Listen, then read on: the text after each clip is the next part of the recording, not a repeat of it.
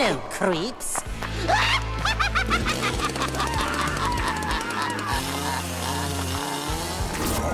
All right, welcome back to the show. You're here with Dan and Darren. What's up, guys? What is up, everyone? Today we are reviewing the 2002 classic, The Ring. 7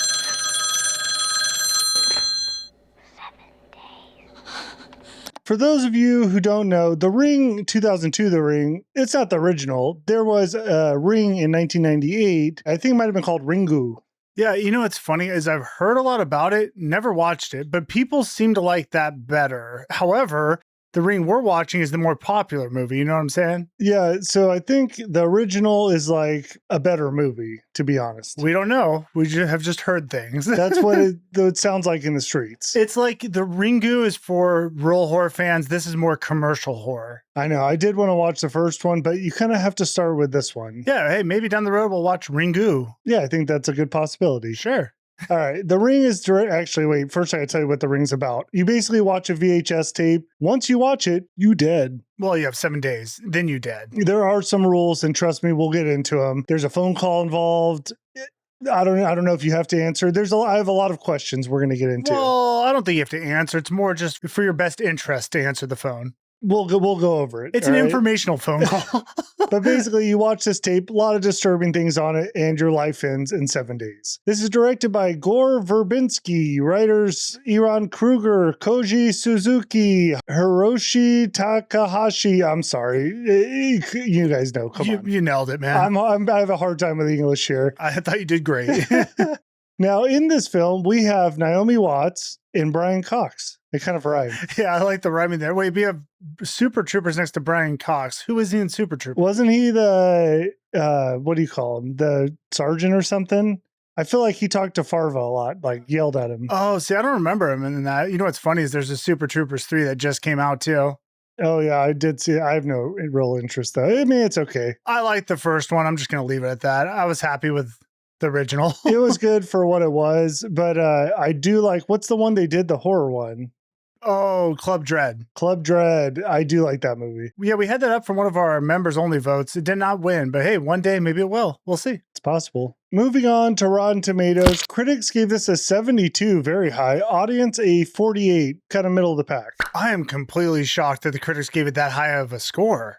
I think it's because it's like a Japanese film.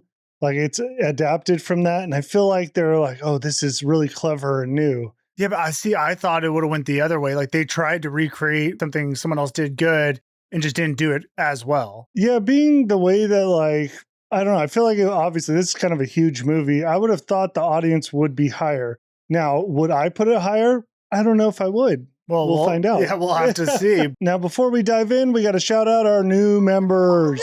I see dead people. First, we have 4 new tribe members, Astral Soul, Vicarian, Hot Waffle Sauce, and TJ206. We have 7 new family members, Dom, Original Vintage Queen, Raven King, George Scott, Born to Last, Genevieve, and Wiccan Dove. And finally, we have 2 new Child's Play members, Samster and NGTX Mirror. Thank you guys all for supporting us. And hey, if you want to support us, please become a member and you can get some bonus podcasts. That's true. Yeah. And early access, depending on which platform you sign up on. And just know that we are grateful. All right, let's move on to the critics' reviews. We all go a little mad sometimes. What did the people have to say about The Ring? Starting with Holden. This is one of my favorite horror movies ever. Why does the audience have a 47%? Anyways, yeah, it's great. 5 stars. Oh, that was just simple. Simple and effective. Next, we have AM. One of the greatest psychological paranormal movies ever. I don't know about that. What could have been so silly of a concept is directed masterfully by Gore Verbinski with such style and inescapable fear. Wow, sounds like someone's glazing. Towing the line perfectly between PG-13 and R. One of the best horror films ever made. I simply do not agree with others saying it's not good. It's one of the best. Still holds up, and it's a classic of mystery, suspense, and horror. Fantastic. 5 stars. There are some things that this movie did at the time, which I did think was really good. Like, for example, the girl coming out of the TV, that was kind of iconic. However, the problem is, given time, I feel like I've seen it too much now to where it's kind of like, doesn't have the same effect. You know what's funny? I've seen it, but I don't remember it at all. Like I think maybe I watched it like once. This movie? Yeah. Oh my gosh. See, I've seen this probably like 6, 7 times. Oh no, 6, Oh, 7. God, I know. I didn't remember a lot of it. Like I knew she comes out of the TV. I didn't remember like the twists in it. Really? No. Okay. Well, I remembered some of it, but not all. It is good, actually. It has a fun tension to it. Throughout the movie, I was hoping to see what was going to happen. At the end, everything unfolded. I expected something a bit more interesting for the finale. Ended up feeling like missing a part. 2.5 stars. Oh, I don't agree with that actually, because they almost have like a double finale where you think it's over, but it's not. And then what happens at the very end, I thought that was a good finale. Yeah, I thought the twists were good. I thought it kind of drug throughout some of it, but yeah, I thought the twists were good. MS, meh, put me to sleep. I assume the original's better. 1 star. I like how they made that assumption. It's like, I don't care if it is or isn't, whatever. Maybe try to watch the other one, see if that's better. Last review is from audience, apparently. This film is average at best, the highlight being Watt's convincing performance. It is entertaining for the first half. However, the second half drags on and lacks any more gore or creepy visuals. 3 stars. Not true though, because the biggest scene or not gore, but creepy visuals. Girl on the TV is like the end of the movie. Yeah, overall though, I think what I've seen from a lot of reviews that I agree with, it is kind of slow. Well, let's just move to our initial impressions. They're only noodles, Michael. I would say my biggest issue with it is that it hits a point where it was like halfway where I was like, oh my gosh, this has to end. Yeah, I got really bored and I don't remember it being that boring. But see, part of my issue is that since I've watched it so many times, I'm kind of desensitized to the movie. So I don't know what to say about that. Well, I could be your little light in the cave. Sure. Does that work? I don't know. Because I didn't remember it, but I definitely got bored. I will say that. Like, it was interesting. I do like the mystery in it and that you're trying to solve this case. And I love how you think you're like, it's a good thing to solve the case. Yeah. Well, we can't go into the twist, I guess. We'll go into them later. But yeah, then the twist happens and you're just kind of like, I like what they did with that, because very common in movies, you're thinking you have to figure out something bad has happened to somebody. You got to expose it to everyone. In this case, maybe save a girl. And then now that the story is complete. Right. Not really the case. No. You know what I do love? I love the idea that you watch this video and then you only have a certain amount of time until you die. I just thought that was kind of fun. Yeah, but it leaves me a lot of questions. Well, yeah. Like, how does that actually work? I mean, of course that, but there's also like, do you have to watch the whole thing? I went through the same thought in my mind. I'm like, okay, what if you just watch half of it? Do you get more time, less time? Does that count? I don't know. And then there's the phone call. Does that matter? Do you have to pick up? Because some people do, some people don't. That's interesting in itself. But yeah, okay, you got 7 days to live and you still slowly start to lose your mind. That's okay. I mean, that was fine, whatever. It set a timetable, although I do find myself in movies when it's like you're going day to day and you're trying to get to the 7th day. Some of the days drag. Yeah, sometimes I'm like, we just skip a couple days, just go to 7, see what happens. Yeah, exactly. Yeah, we didn't need 7. This could have been a 3-day event, right? Yeah, absolutely. I would have been cool with that. I will say, did not love the blue filter or whatever they had on this. I think it was green. I know people say, I've watched reviews. People say green, but it looks blue to me. Either way, you may be colorblind. Yeah. That's fair. But it had like this drab effect to it, which I guess maybe works for the movie, but to me, it just didn't pop at all. It just kind of accentuated the boringness. Yes, when you're bored and everything's green, it makes the boredom worse. Yeah. It's also very wet. I mean, this is supposed to take place in Seattle. Apparently, it's just rainy nonsense. I know Seattle does rain a lot and whatever, but this movie was just wet the entire time. I guess again, we're in a 7-day streak, so maybe it just was that way. Yeah, but I guess it's the vibe they're going for, this bluish gray look, drab. They want you to be kind of in that environment. Which sometimes could work, but when you get bored, I just wanted to sleep. I mean, even my kids didn't think this was that scary, which kind of surprised me. I thought they would actually be a little more nervous about it, but there was really, it's really kind of a psychological mystery going on here. I mean, there are definitely a couple scenes where they jump scare you, and there's a couple visuals that are striking. Yeah, okay, so let's talk about the videotape itself. I did find that disturbing the first time I saw it. I'm like, this is just such a weird video to have to watch. They put disturbing images on purpose in it. So it's really off-putting. I'm trying to say a different word other than disturbing. Yeah, no, and trust me, we'll go through those images because some of them don't really make a ton of sense. Well, there was one animal. I'm like, what the heck is that thing doing in there? Like a goat or something? Oh my gosh, that one makes sense. Where you see the back feet or something? It's a horse, right? Oh no, there was like a goat in there. You're right. I think there was. What are you doing here, little guy? I don't know. I think he was just on the farm or something. Yeah, we'll break down the entire video. For now, let's go over the cast. The mom, what's her name? Rachel Naomi Watts. I thought she was fine, whatever. I mean, okay, so I guess her acting is good, but you know what though? I didn't really like any of the cast. None of them stood out enough or made me like them enough to where I actually was invested. My problem with her is she plays a mother, but she doesn't seem like a mother at all, and nor does she do anything to make her a mother. I mean, she has a child, but she's not, it's kind of like a side thing. Yeah, it feels very disconnected between the mother and child, which I think is on purpose. Yeah, they're trying to do that, but it made you just have no connection to her. Well, yeah, because I'm like, why is she so distant to this little kid?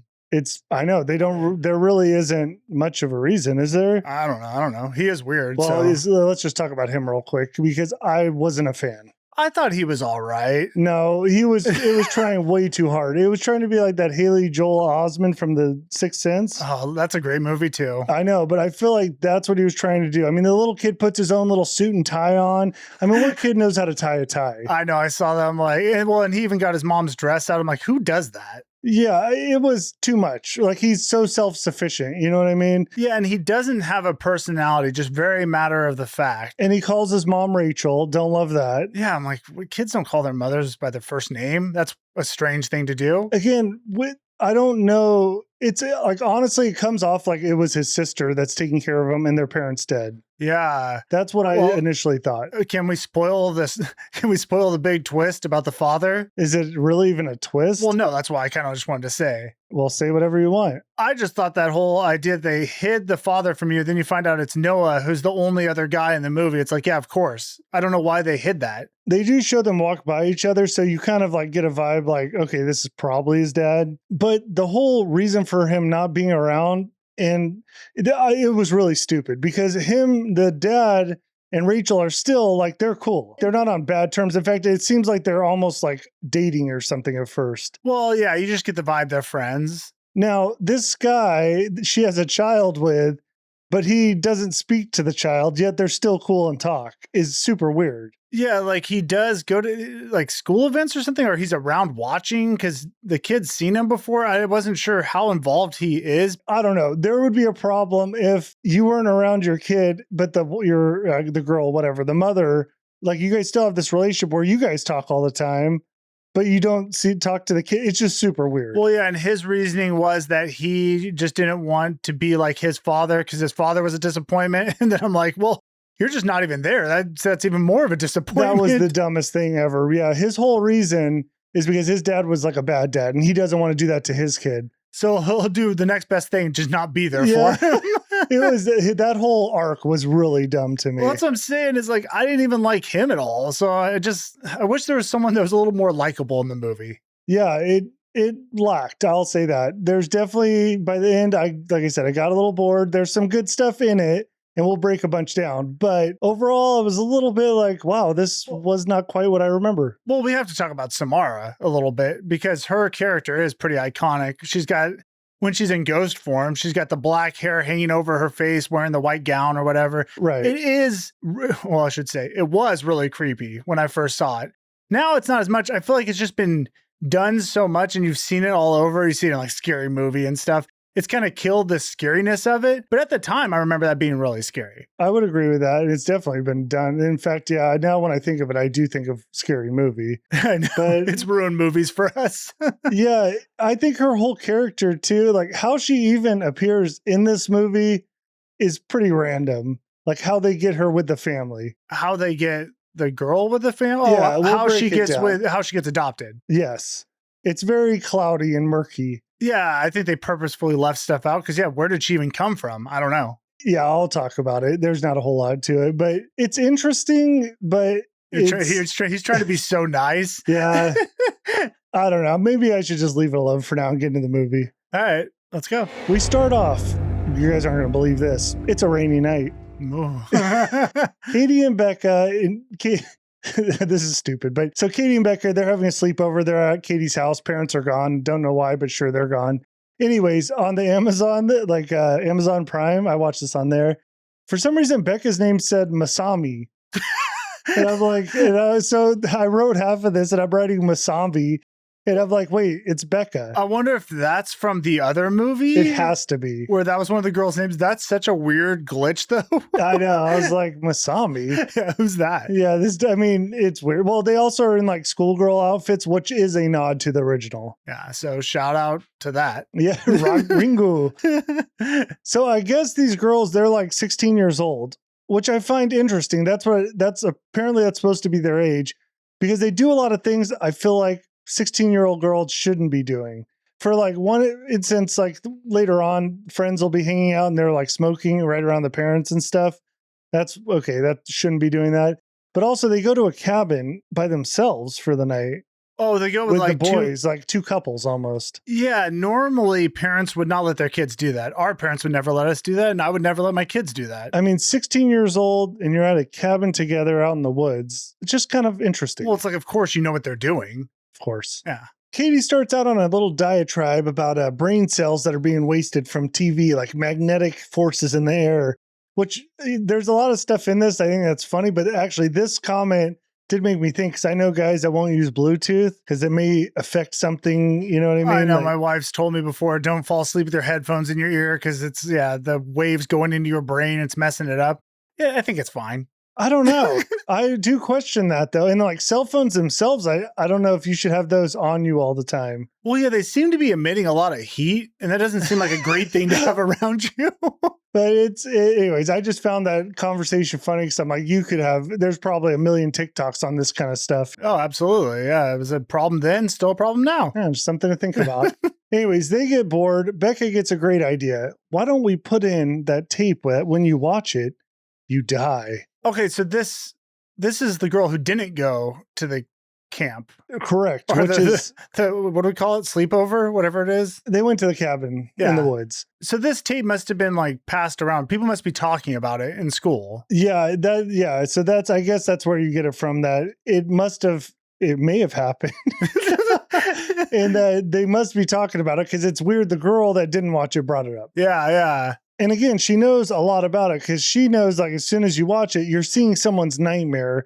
A woman comes on, she smiles at you, and as soon as she says it's over, your phone rings and then gives you the 7 days until you die warning. Your phone rings.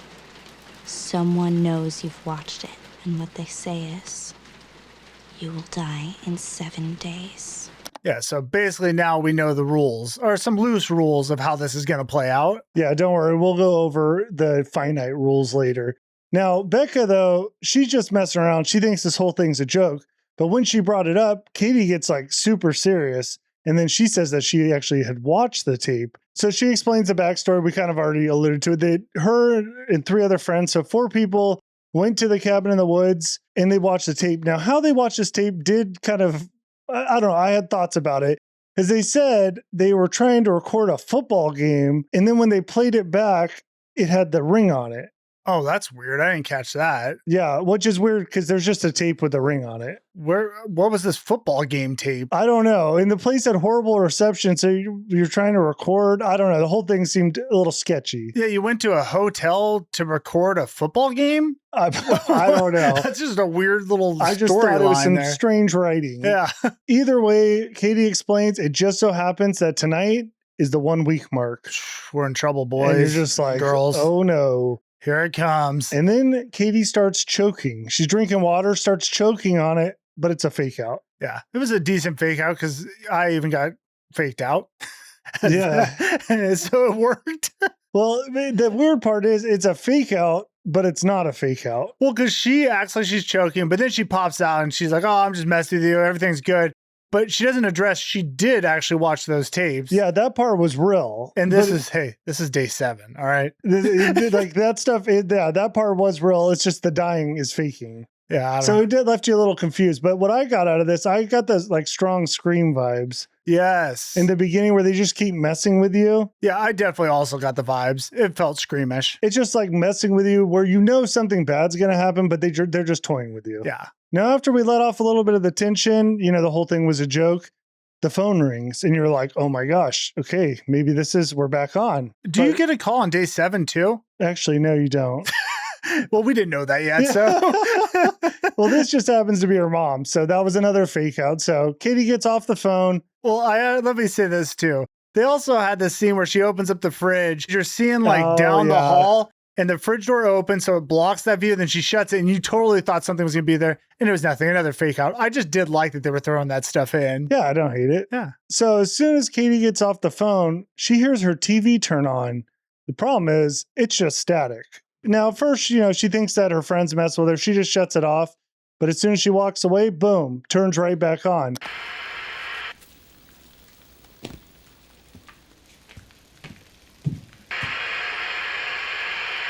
She goes over, unplugs the TV, and then she gets the presence, like the sense that somebody's in her house. That dreadful feeling. Yeah, and you feel it in the movie. You're just kind of looking around and they'll show you different scenes. And I almost thought I was going to see something, but I don't believe anything was ever there. Sometimes you see like a heat wave. Yeah. Just a presence, Sure. Then the refrigerator slowly opens. Now, Becca is nowhere to be found. I don't understand what happened to her at this stage of the movie. She just disappears. I feel like she went upstairs, but I don't know where to do, I don't know what. Either way, she's going to be deeply affected by what happens here tonight, and she's just gone. We never see what she saw. We don't know anything, but Yeah. I'll talk about it. I just have some issues with this whole thing. We like to break it down before we get there, so let's get there. Yeah. Katie ends up walking upstairs, and we got us a leak problem because there is water all over this hall.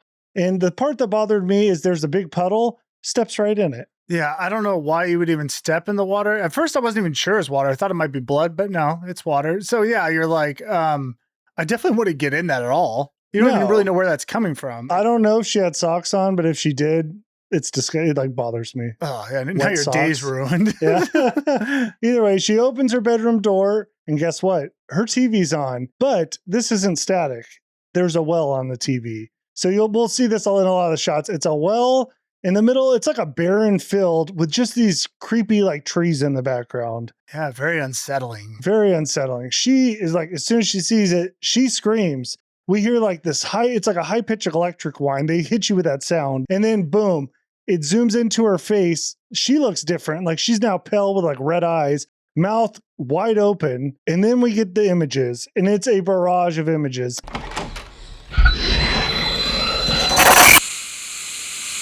Now, I know you guys probably didn't, but I slowed it down. Yeah, because it's like one after another. So let's go. All right. We have a white ring, almost looks like an eyeball, a house, hair coming out of someone's mouth. That was hard to tell what that was. A tree, a ladder against the side of a building, a drawer full of fingers. Basically, it's a ton of disturbing images. Screen goes static. Katie's dead. Yeah, and then we'll cut to the chase. When we see Katie's face, it is pretty disturbing. She's like stuck in a scream. So you're like, what the heck was that? I guess what we're seeing is if you watch that video, you had 7 days and you're going to get killed in a weird way. Yeah, it also made me wonder, do you have to have electronics near you? Yeah, I thought the same thing. Do you need a TV around? I mean, it seems like you do, but we'll learn some people didn't die next to a TV, but maybe a radio? I think this person just needs a way to access you through electronic stuff. So again, if there are no electronics near you, you good? I don't know, unconfirmed. That's a good question. Not sure. All right, let's cut away from that scene. Katie's dead. Let's meet Aiden and Rachel. That's the parent-son combo here. Aiden's at school. He's been left, like, his mom didn't pick him up at time. He's hanging out with the teacher. I said at time, I meant on time. You know what I'm saying. Anyways, Aiden, who is he? He's Katie's cousin. They were very close. The girl had just died. Now, Katie's mom is Ruth. That's Rachel's sister. So I'm just setting up some characters, all right? Yeah, thank you. Katie, dead. Mom, Ruth, Rachel's sister. Which makes it Aiden's cousin. Yes. Who would Ruth be to Aiden? Aunt. Yeah, Aunt Ruth. So he's around 8 years old, and he's very serious, all right? Wait, no, Ruth is the mom. Yeah. Okay. That's his aunt. I got confused. You said it right. Wait, Ruth is Aiden's mom, isn't it? No. Oh my gosh, that's Rachel. Oh yeah, that's right. Okay, I'm back. I'm back. Wait, isn't there someone else named Ruth? Or is that what's it's Anna. Never mind. All right. Rachel finally makes her way to the school. She's yelling at her boss on the phone. She's an investigative journalist. That really is the priority of her life. The kid happened, not really concerned with that. So she gets Aiden, but before she leaves, the teacher needs to have a chat with her because Aiden's been doing some strange drawings. You see, he's been drawing Katie dead, like a lot. Which is a concerning thing, but hey, shoot, his cousin just died, so you can understand, it's bothering him. He's going to get it out through artistic expression. But there's a problem. What? Katie died 3 nights ago. He's been doing this for a week. Oh my God. Boom. I knew that. I said that for you guys. Come on. Yeah, there's also some things in this movie that people have weird psychic abilities. We're just going to go with it. Aiden has some type of psychic ability. Okay, you say people. Are you saying it? There's 2. The other girl who gets affected? Yes. Yeah, I know. I thought that was weird too. So yes, I believe we're to believe that Aiden has this ability because he has these drawings. Obviously, he had drawings of his cousin before she died. You could think maybe the cousin talked to him, and so he's drawing out what she was telling him. But I don't think that's the case. I think he knows more than that. Right. Why? I don't know. And it's not explained. No. That night, Rachel puts Aiden to bed, and before he goes to sleep, he lets her know we don't have enough time before we die. Amen, brother. Again. Amen. This is what I'm saying. The kid is just he's too much for me. I'm not into it. He plays as an emotionless kind of robot, but very smart. Yeah, and I just don't buy his character at all. No connection, and he's really not in the movie that much, so just don't care. He doesn't really have any kid tendencies. Okay, can I just say it? Sure. I was hoping he would get ringed. You want him to get ringed? You know what I'm saying? Why? Not a fan. I mean, I didn't You love... guys, we need more dead kids in movies. Oh my gosh. This is what we're going with? Go on. I've just been through a lot with these characters. Like there was Bobby in 13 Ghosts. There's this kid. There was Scott. Well, he did die, so that was good. I was to say that was in Dusk Till Dawn. Okay. Not really a kid, but younger kid, I mean, I get it. All these characters you're describing also I found kind of annoying, so sure. I'm just saying sometimes they live and maybe they shouldn't. I mean, if he died in this movie, that'd be kind of a bummer, though. Would it, though? I wouldn't. I mean, I personally would be kind of bummed. I would be laughing is what I would be doing. Because it depends on the way he got ringed. Yeah. Anyways, Aiden reveals that Katie actually knew she was going to die, and she told him. So maybe you're on to something a little with the drawings. Yeah. He does have psychic stuff, though. Yeah, no, I think it's a little bit of both. Now he drops this on his mom, rolls over, and says, "Good night, Rachel." And she's kind of fine with it. That's the thing about her. I don't think she really cares. She's just like, all right, that was odd. Anyways, back to investigation. I feel like it's supposed to be like powerful in a way. Like you're going to be like, oh my gosh, this is so weird. But I'm just like, kid, you're just trying too hard. Yeah, I'm with you. Next morning, we get ready for Katie's funeral. This is where we see Aiden in a stupid suit and tie, gets his mom's dress ready. It's not stupid. It is stupid. I mean, it's just funny that he dresses himself. Very self-sufficient. That's not what just dresses himself. He put on a suit. I know. That's kind of crazy. What I kid couldn't knows? even do that. I barely know how to tie a tie, and I have to watch YouTube videos every time I have to do it again. So I guess I don't know how. So we get to the funeral. Everyone's there. Rachel and Ruth have a little chat, and we learn a little bit about Katie's death. Because again, not everyone knows. Actually, nobody knows about the tape. They just think this young kid died. So apparently the doctors looked into it. Her heart just stopped. Nobody has an answer. But what about the face? Nobody's concerned about that. I've never seen someone die with a face like that from a heart attack. Also, what was she doing in the closet? Oh, is that where she got finished? That looked like where she was found. I feel like Samara, or whoever this ghost figure is, I feel like she moves them after the fact, because we're going to see this happen again where like we see their last moment isn't where they get placed at the end. Yeah. Or when we see them again, I should say. That's true. Kind of a weird thing. I don't know. Nah. Either way, basically Ruth tells Rachel, I need you to figure this out again. She's an investigative journalist. Young kid died. Let's see what's behind this. Now, I don't really know at first why the mom would say this. Well, I don't think she believes that it was just a heart attack. She feels like there's more to it. I guess. Well, I mean, obvious. Like, but I feel like everyone should be in on this. I feel like the cops should be looking in on it, but they're not. yeah, So she needs someone to help. I mean, the first place obviously would be just the girl she was with.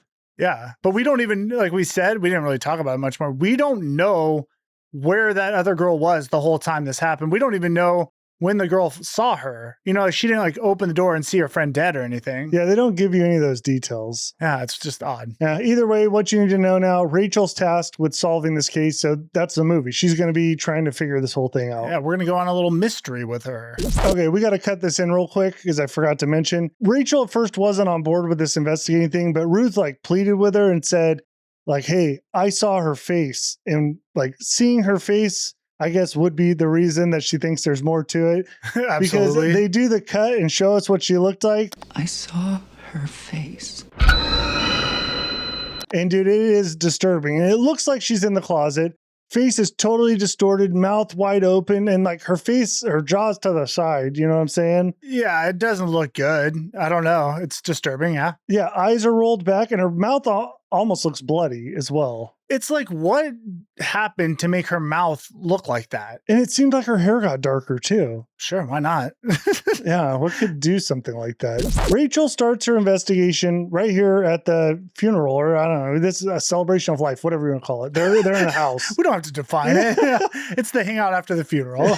She goes outside and talks to the friends, and the friend group isn't doing good. They're going through a lot. They know something's up. They're out there smoking. Well, I like that because Rachel plays it cool and takes a cigarette and smokes with them. She's like, I'm cool too. Stupid. Yeah. So we start learning this friend group has dropped in numbers dramatically because Becca is the first one. She's in the mental hospital. So nobody knows what happened that night. We've said that. She's like gone crazy now. Just to be clear, Becca was friends with the girl who died. So Right. she was at the house with her. Yes. Yeah, why no one else is mentioning talking to her? Whatever, we can't go into too many details, but you would have expect people to like break down with her what happened. Yes, absolutely. But she just lost it. So it is what it is. And we honestly don't even know what she knows. So yeah. Now, Rachel thinks this may be drug related. So she brings that up to them. And Kellen interrupts and says, it ain't about drugs at all. It's about the tape, the one that kills you. This is Adam Brody. okay, I've seen him a bunch. Who is he? Adam Brody. Who is that? I don't know. I've seen him a bunch too. I think he's a popular actor. I've seen him in a bunch of things. I cannot name one of them. I can name one, The Ring. Yeah, you're right. Nailed it. Yeah, so he, whatever. He has that's his whole part in this movie. It was That's a little distracting because I'm like, what is he doing in here? But yeah, it's all right, like I know him. that's all we saw from him. Thank you, Adam. Yeah. Now, what would make him think that this tape really could do this? It's a great question. Yeah. Well, it would be, it just so happens, every person who watched it at that cabin, they're all dead. So this just happened, I guess 7 days from when we're watching this. Oh, who knows when the funeral is? But for it to have 4 people die in a short amount of time is pretty interesting. Like I feel like people would be investigating this. Oh, it's like catastrophic. Yeah. This whole friend group died. Like there's a lot going on. Like, in weird ways too. so Josh, who is Katie's boyfriend, he tried to fly. He jumped from something. Yeah. He jumped from do his- I have to decipher Yeah. your stuff here? So he jumped off an apartment building or something. He's dead. And then the other, it's actually only 2 more. There was only 4 of them. So we know what happened to Katie. Other 2 died in a car wreck. Not as exciting. I'm interested in how that played out. I know we've already talked about that, but how did Samara, okay, you can understand the trying to fly. Maybe Josh just jumped because he was afraid of what he saw. Possible. Right? Yeah. The car wreck, I don't know. Maybe she just appeared and caused him to swerve. Yeah, that one's, they might have just died in a car wreck. You know what I mean? Well, I mean, that's quite the coincidence. It's possible. Though. All right. Either way, the thing to note, they all died at 10 p.m. Every one of them.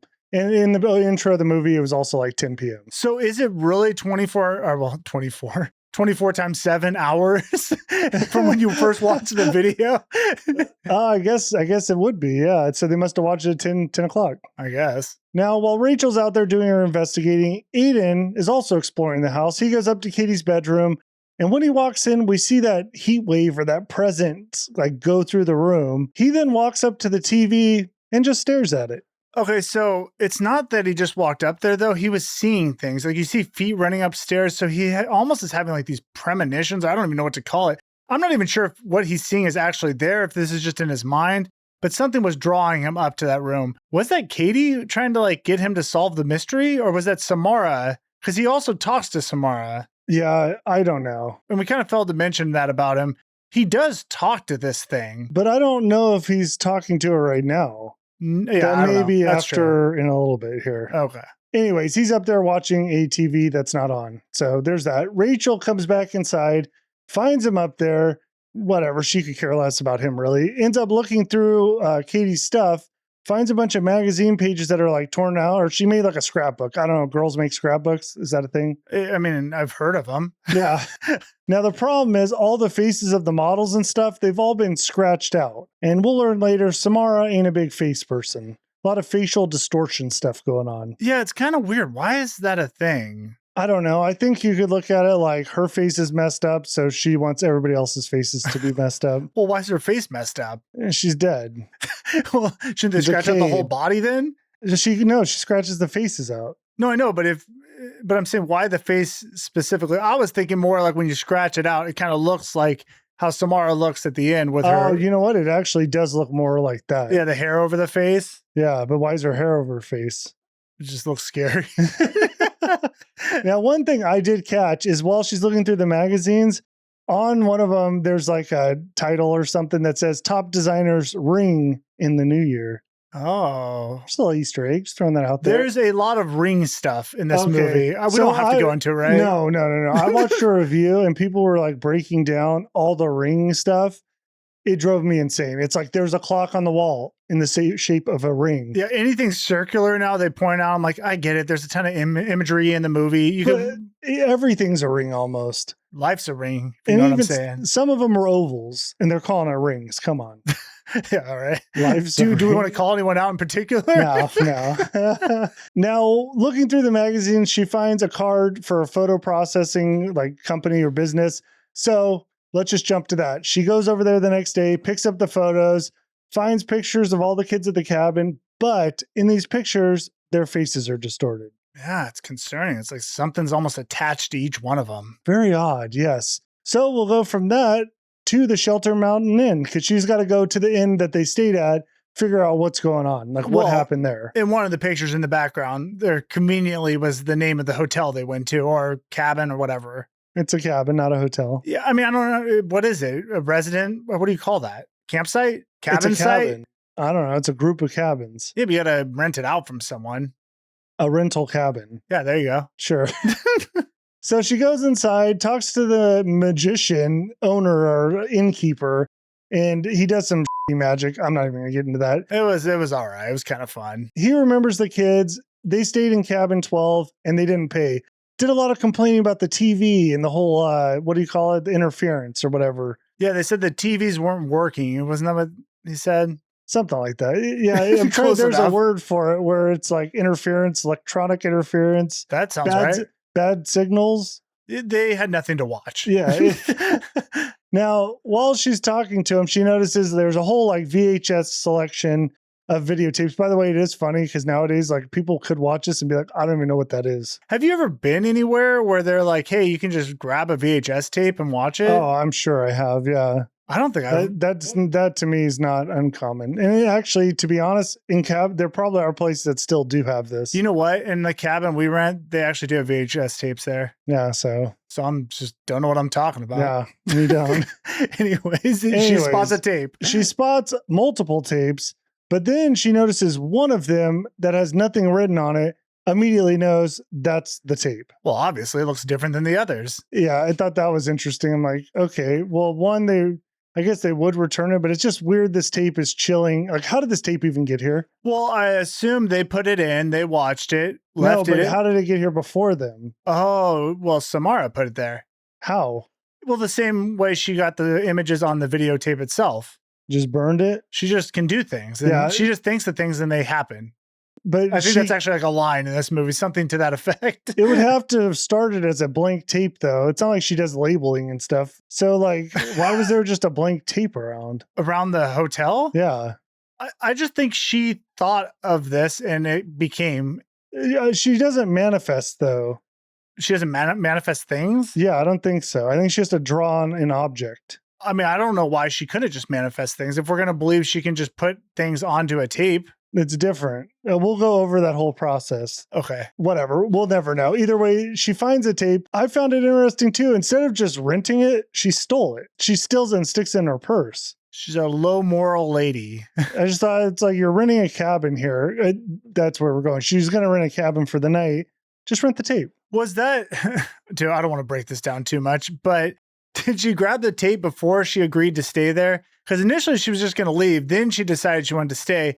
And it does kind of matter at which point she decided to take the tape. I don't want to get into it, but that does matter. You know what? That does play I don't remember. So first, there's a chance that maybe she was going to leave and she needed to just take the tape. You could probably buy it for very cheap, but whatever. Yeah, it was weird. Either way, she's going to spend the night. So we're now in the woods, very secluded, but there is one hill with a tree on it that seems very important. Yeah. You know what that tree was? Japanese maple, I believe. Oh, wow. Did you actually know that? No, I looked on your outline here. You think I know a tree? No, I don't. I don't know tree. Now, do you know what the fruit produced from that tree is called? Samara. Boom. Oh, it all makes sense now. I mean, the tree doesn't have much to do. It's just there. It's a focal point, something you look at. Whatever. It's a cool metaphor. I don't know. Sure.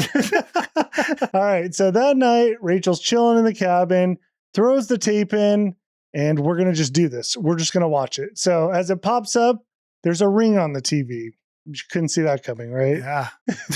All right. So I'm going to go through all the images on this. All right. Okay. Can we just do it? Do I have a choice? No. It goes from the ring to static, then blood river, just blood flowing. There's a chair. A woman's brushing her hair in the mirror, but you don't see the camera behind it. You just see her brushing her hair, which is kind of weird. Then there's a girl in a white dress with long black hair. Wonder who she is. It's a little suspicious. Yeah, probably nothing though. A man standing in a window on a second story, contemplating. Then we see the ocean, another solo tree, probably Japanese maple, in the wind. A fly starts crawling on the screen. Okay, this one did catch me. And I don't know if this is like a subconscious thing because I've seen this before, but I'm like, okay, wait, it's crawling the wrong way. Because it's crawling where it would be on the screen. If it was on the camera, it would be flipped around. You know what I'm saying? Dude, I didn't even catch that. That does make sense, yeah. Yeah, so I was like, okay, that's weird. Then you see the hair in the mouth. We already saw that in those static images, but you see it again. Then we're in a well, or we see a well. Something's about to cover up the well from the inside. We're seeing something getting covered. Then there's a tree on the hill. Now it's on fire. We got maggots. Turn into wiggling humans in a pile of mud. That was strange. That was humans, right? Yeah. It was humans. What does that mean? I don't know. There's a chair, a table, a glass of water, giant centipede crawling around. Scary. Fingers in a box wiggling around. Whose fingers are those? We don't know. Loud screeching. Back to the woman in the mirror. And now we can see her on the outside. Okay, so the first image, actually, we just saw her reflection. This time we see her standing in front of the mirror. But then she slowly starts turning around and looking at the camera. But the camera isn't in the mirror. So like we're not seeing the person recording it, but she's looking at us. Oh, lots of scary stuff to depack. We're not done. Back to the house. The man in the window, man in the window isn't there now. We see the ladder up against the side of a building. Dead animal in the ocean. It's a horse. I'm going to throw that out there. A woman falls from a cliff. I wonder who that was.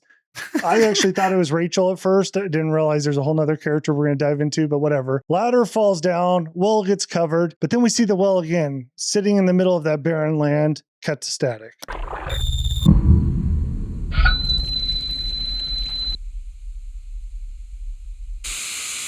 Where do we begin with this? What a disturbing set of images. Disturbing set of images that all kind of tie together, but some of them a little fuzzy. Well, at first watch, you don't make any of the connections. It's just like, what is this randomness of just horror? Well, you're also getting hit with it very fast. Like I broke each one of them down. You have to pause to like tell what it even is. Yeah, but it was weird. So you're like, that's an odd video. Yeah. Either way, it sets the point. It's disturbing, uncomfortable. I mean, I think the thing that bothered me the most is probably the woman that turns and like looks at you. Yeah, because you feel like she's actually seeing you watch the video. Like there's some sort of interaction here, which shouldn't happen. We had a connection. We looked at each other. You know what I mean? Yeah. Wasn't there the nail in the finger, or was that not this one? I don't know. Maybe I missed one. I don't think I did though. That one to me was just disgusting. I was like, oh. Yeah, I don't like the fingernails. Yeah. That would hurt so bad. Well, either way, Rachel watched the video, and what happens next? The phone starts ringing. So immediately you're like, who's that?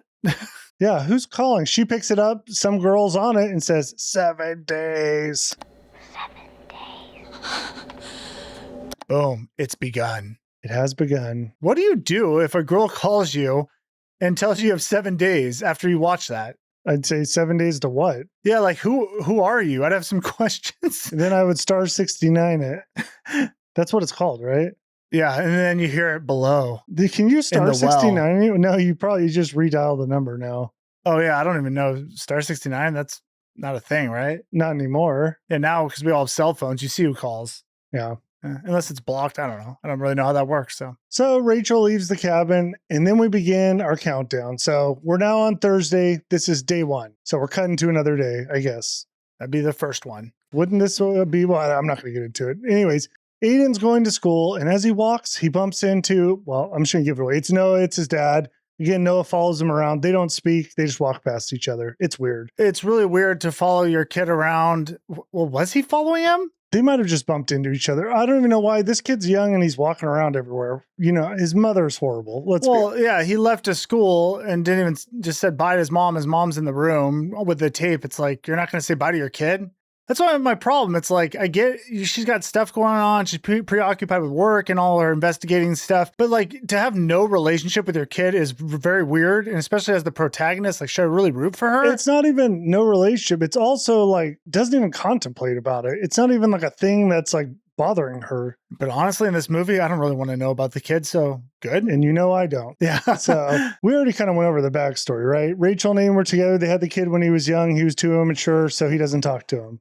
Rachel and Noah were together. What'd I say? Rachel and Aiden. They had Aiden. Yeah, Rachel and Aiden together. No, I said it now. Rachel and Noah were together. Had Aiden. Yeah. Noah's not around, but he is. You know, he's probably a better parent than her even. Well, at least he's just not around. Yeah, I mean, I don't know. Maybe neither of them should have had this child. And maybe they didn't plan it. I don't think they did. I'm pretty sure they did not. Did you know they went to school together? Oh, yeah. So that's where he picks up his girls. That's like the implication that he's a professor at the school. He picked up on He's Rachel. a professor?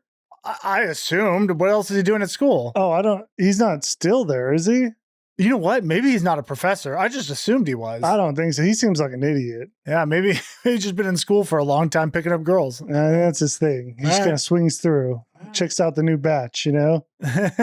What is it? I get older, but girls stay the same age? Yeah, they've been a McConaughey line. Yeah, it's McConaughey from Dazed and Confused. I keep getting older, but they stay the same age. Something he says it's so cool, though. I don't even want it. Just plug it in. That's what I love about these high school girls, man. I get older, they stay the same age. Great line. It is funny. Excellent. Yeah. May get us canceled now. Also, very inappropriate. And problematic. But you know what? It is funny that you know, you never really thought about it, though, like that. Well, because I think at the time we were kids when we watched it. When I first saw Dazed and Confused, I was probably in high school. I'm like, dude, that's a funny line. Now I got older. I'm like, that's a weird line from this dude. Yeah, it's funny when you're around that age where the girls are like close to your age. When you get older, you're like, that's a freaking weird thing to say. Yeah, it's true. Anyways, back to Noah. He's now a video production specialist. So his house or studio, we'll go over there a few times. It's just full of video equipment. Yeah, it's an odd place. Does not look like a home, just looks like a studio that he works at. I thought you were going to throw in where you produce videos. Like you just said what I said in a different way. No, because it doesn't look like a house at all. It kind of confused me. Yeah, whatever. He is who he is. That's how he lives. Oh no. Okay. We don't even go over there right now. We're talking about the house. What are we doing? I don't know. Cancel that. Do I just say cancel the house thing? Well, we'll just say cancel and let's move on to the next thing. Cancel. We're not at the house right now because Rachel has him come over to her house. I got confused. The whole thing throws me off with these two because we never saw her house. I didn't even realize she lived in a big apartment, like at the top of an apartment complex or something. Oh yeah, middle, the only reason I remember that is because she does stand on the balcony at one point. Yeah, I thought it was his place at first. It's hers. Okay. So anyways, he comes over to the apartment and she has him take her picture. As soon as they look at it, she's distorted in every photo. It's weird. You know what bothered me about this scene? What?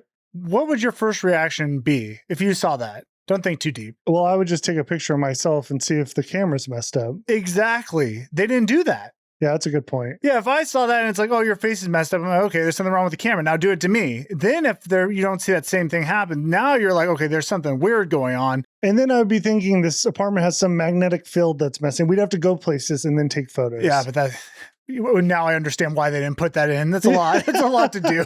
Once you start going down the rabbit hole, you got to start taking stuff out of the equation. Yeah. The variables have to be eliminated. Yeah. She opens up to him about the tape and decides, you know what? I think you should watch the tape as well.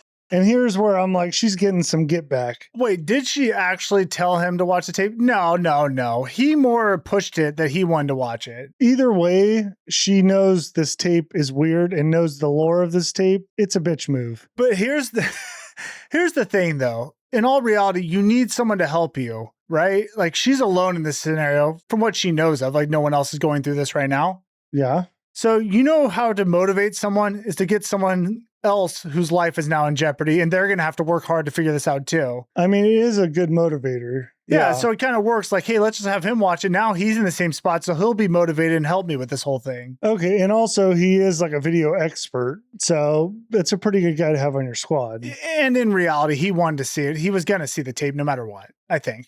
Unless she just didn't mention it and didn't show it to him. Well, she's got to mention it. Okay, whatever. He watches the tape, not impressed at all. In fact, he doesn't even have much to say about it. Like, it's kind of like, okay, that was a bunch of weird images. So what? Then she just gives him a task. She's like, hey, here's your job. Go find out where it was made and like who made it, like the details of it. Because he can dig into like the metadata. Yeah, because of his profession, which is not a professor, but instead he's a technical guy. Yeah. So from there, whatever, they split off. She takes the tape. She goes to places that I don't really know where they are. It's like her work or something. She'll just show up somewhere where they have a bunch of video recording equipment, almost like a TV studio. I assume she did go to her work. But she's a journalist. Why do they have a bunch of like film equipment? I mean, Well, I guess because they have to film. Oh, I was thinking like a newspaper journalist. I don't know what kind of journalist she is. Apparently a film one. Whatever. She ends up going there, puts the tape in, digs through it. The one like strange thing she notices is the fly that's moving around, right? We don't pull it out yet. I know where you're going. Oh, thank you. I was getting ready to jump it. I'm like, I don't think it's yet though. That's the end of day one. So let's go to Friday, day two. Noah and Rachel get back together and Noah's going to unveil his findings, which is not a lot because there is no control track on the film, which means basically there's no information. You're confused. No, well, are you going to explain that? Well, I was. Do you have a question? Well, from my understanding, do you know what a control track is? It was like a fingerprint. Okay, that works. Yeah. That's how they explain it to us. It's like a fingerprint. It's like being born without a fingerprint. Every tape has a control track, I guess. So the control track could tell us where it came from. But to not have one, I mean, that's like being born without fingerprints. Then how did this get recorded? I don't know. I would say it's more like being born without a mother. It doesn't really make sense. Yeah, I guess, well, sure. I don't know.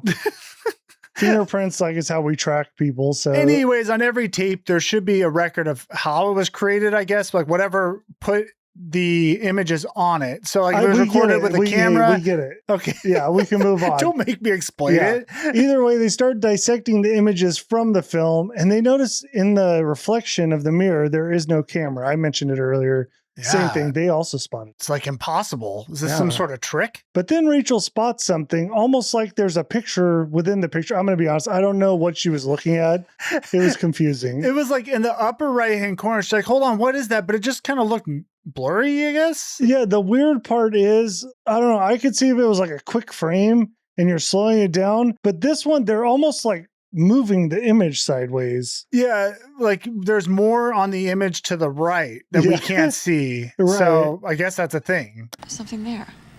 Oh, you're right. There's more picture. I'm going to stretch the alignment. It seems like that's not, though, because what you're seeing is what was filmed, and you can't see things that aren't on the film. But maybe it was filmed in a resolution so it was wider. You know what I'm saying? I mean, that could happen. That's got to happen. They wouldn't make this up, I wouldn't think. Either way, they have to like stretch the film, as they call it, and try to look at it. So they start doing it, but they're both doing it. They mess it up. Well, Noah's trying to do it, and she just like takes over, which I guess shows you why they're not together anymore. Yeah, She's kind of annoying. It's like his thing. Now you're trying to do it for him. Now, before they can figure out what it is, Beth shows up, and Beth is Noah's new girlfriend/assistant. Also a journalist student, and went to the same school. We already went over that. Yeah, we just know Noah's a dog. And Rachel doesn't like it because he's with someone else. I guess she still has feelings. Yeah. So Rachel grabs the tape and leaves. Now, when she goes outside, something very interesting happens because she sees the exact ladder from the tape, or it sure seemed like it. I mean, it looked like a ladder. I don't know. Like they show a ladder against a wall, and in the tape that's on there, this looks like the exact image of it. Yeah, there's a ladder against a wall. So you're like, oh, that's weird. But it's not. Yeah, it was just her seeing things. But it sure looked like that ladder. But it wasn't. Well, no, she didn't see that. It was real. No, I know, but like just making assumptions. You saw a ladder in the video. Now you see a ladder. You just, think, But oh, is that the ladder? That was the part that kind of confused me because it sure looks like the exact same image. Yeah, but it was just a guy that was painting with a ladder. But we'll see the ladder later. That doesn't look like the ladder from the video. Okay, I see where your confusion is, and I do not have any insight to that. So let's move to Saturday, day 3. Starting day 3, I think it's time we go back to day 1. Now, before day 1, day 0, maybe -1, and find Becca because the day started with watching the tape. This is before that. Okay. So Becca was the one who was at the original house where the girl died. Yes. Okay. So now she's at the mental hospital, whatever you want to call it. She's going through some stuff, not doing great. Very pale. Also got them dry lips. Need some water. It's from all the medication, Dan. That is probably true. I guess so. Something interesting as she walks through the common area, basically Rachel's going to be here. They're going to meet up, but they have to bring her to Rachel. And they use a sheet to cover up the TV, they put a sheet by her so she doesn't have to look at it as she walks by. Now, while she's walking, the nurse says, "We're almost there." Then over the TV, you hear "circle gets the square." Is it just another Ring reference? Well, a couple things. It is just a Ring reference. I just caught that and I was like, oh, that's interesting. But then it also rhymed. So I was like, almost there. Circle gets the square. It's like, is the nurse working with the TV here? It just was interesting. I'm joking about that. Are you joking about it being interesting? Well, I guess I'm joking about that if you didn't find it interesting as well. All right. That's my last little things about the ring circle things. Yeah. I was hoping you had a few more. Well, I could make some up. No, it's okay. All right. So Rachel and her have a little discussion. Problem is, Becca don't talk too much. Very quiet. Eventually, though, Rachel puts her hand on Becca's and says, "I just need to know, what happened that night. Just tell me what went down." And Becca goes, "Oh, and you will. She will show you." And I'm like, what? Yeah, I'm like, how do you know about this girl? And what do you know? She never watched the tape. Let's just get that squared away. Well, yeah, she's alive. So obviously she didn't watch the tape. She only knows what she's been told. I don't know how she knows anything about Becca. Is it now she has some paranormal ability? Well, okay, it gets weirder. So let's just get through some of this and we'll jump back. Becca then turns over Rachel's hand and says, "Oh, you have 4 days." She'll show you. Who? 4 days. So she read her hand? I guess now she can read palms and decipher how long someone has to live. This is what it just threw me off because I'm like, I don't understand what character this is right now. Are we living in a world where if you're close to someone who got killed or maybe in the proximity, now you have all the knowledge about what happened? Yeah, I mean, I guess Samara can get in your head, but see, the problem is that she has this ability. It really throws you off because, yeah, if she knew more than she should, or maybe you could think there was some interaction with her and Samara that now created to where she knows about the ring and knows how evil things are. But the problem is that she's doing the psychic tricks. Well, and she had no interaction with Samara. From my knowledge. We don't know. It doesn't seem like she did unless she was in that room and watched the whole thing. Maybe she got imprinted upon. And then now to be able to project future things that are happening just to see someone and say, "Oh, you've got the mark," that's weird. They probably shouldn't have done that. Yeah, I'm like, why did you make her say that? Yeah, because it really messes with your head a little. It just doesn't make a lot of sense. And it won't at the end either. If this girl had watched the tape and then made it out somehow, then that would make sense to me. Like, okay, maybe like she's got that imprint on her and she'll never be totally away from it. I mean, or if she knew when Rachel watched the movie. Yeah, I mean, that would be the obvious easier way. Yeah. Right? Whatever, it doesn't matter. She's got these abilities and we're not going to see her much, so we'll move on. I mean, isn't that it? Probably. Rachel goes from the psych ward to another movie expert. I don't even know where this one was. Again, it could be the same place, but there's some lady leading her into a bunch of like electronic equipment, and she dumps as much movie lingo that she could. Sometimes tracks totally shot, servos can't line them up. Box, here's a warhorse, totally analog, she'll read to the very edge of your tape. Just basically, I feel like she had her lines ready, and this was her moment to shine.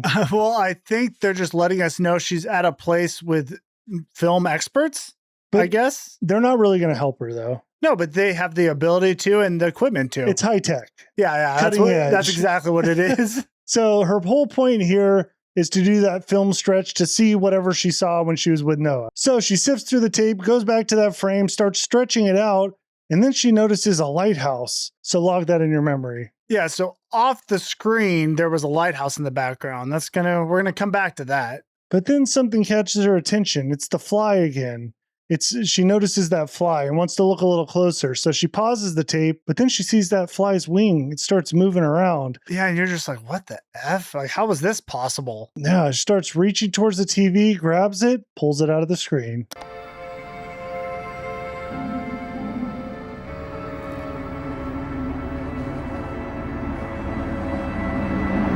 And now you're like, okay, hold on. How does this work?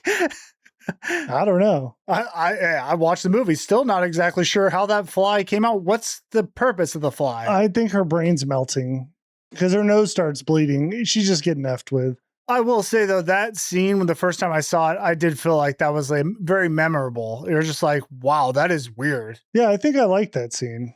I think I do too. It's just so off. You just wouldn't expect that to happen. And it brings a lot of questions with, no answers. Yeah, I still don't know how they filmed it because it crawled the wrong way on the screen. Whatever, who cares? I guess it could have been a piece of glass you filmed through and it's on the glass. Oh, I don't know. Moving on to Sunday, day 4. Time for us to go to the library. Again, this is where it's starting to drag a little. We're doing a lot of research. So she goes to the library. This Rachel goes to the library, finds the American Lighthouse book, immediately finds that lighthouse. I know. I'm like, maybe there's just not a lot of lighthouses in her area, but that seems like a hard thing to find. She found it right away. So the lighthouse is on Moesco Island. You roll with it.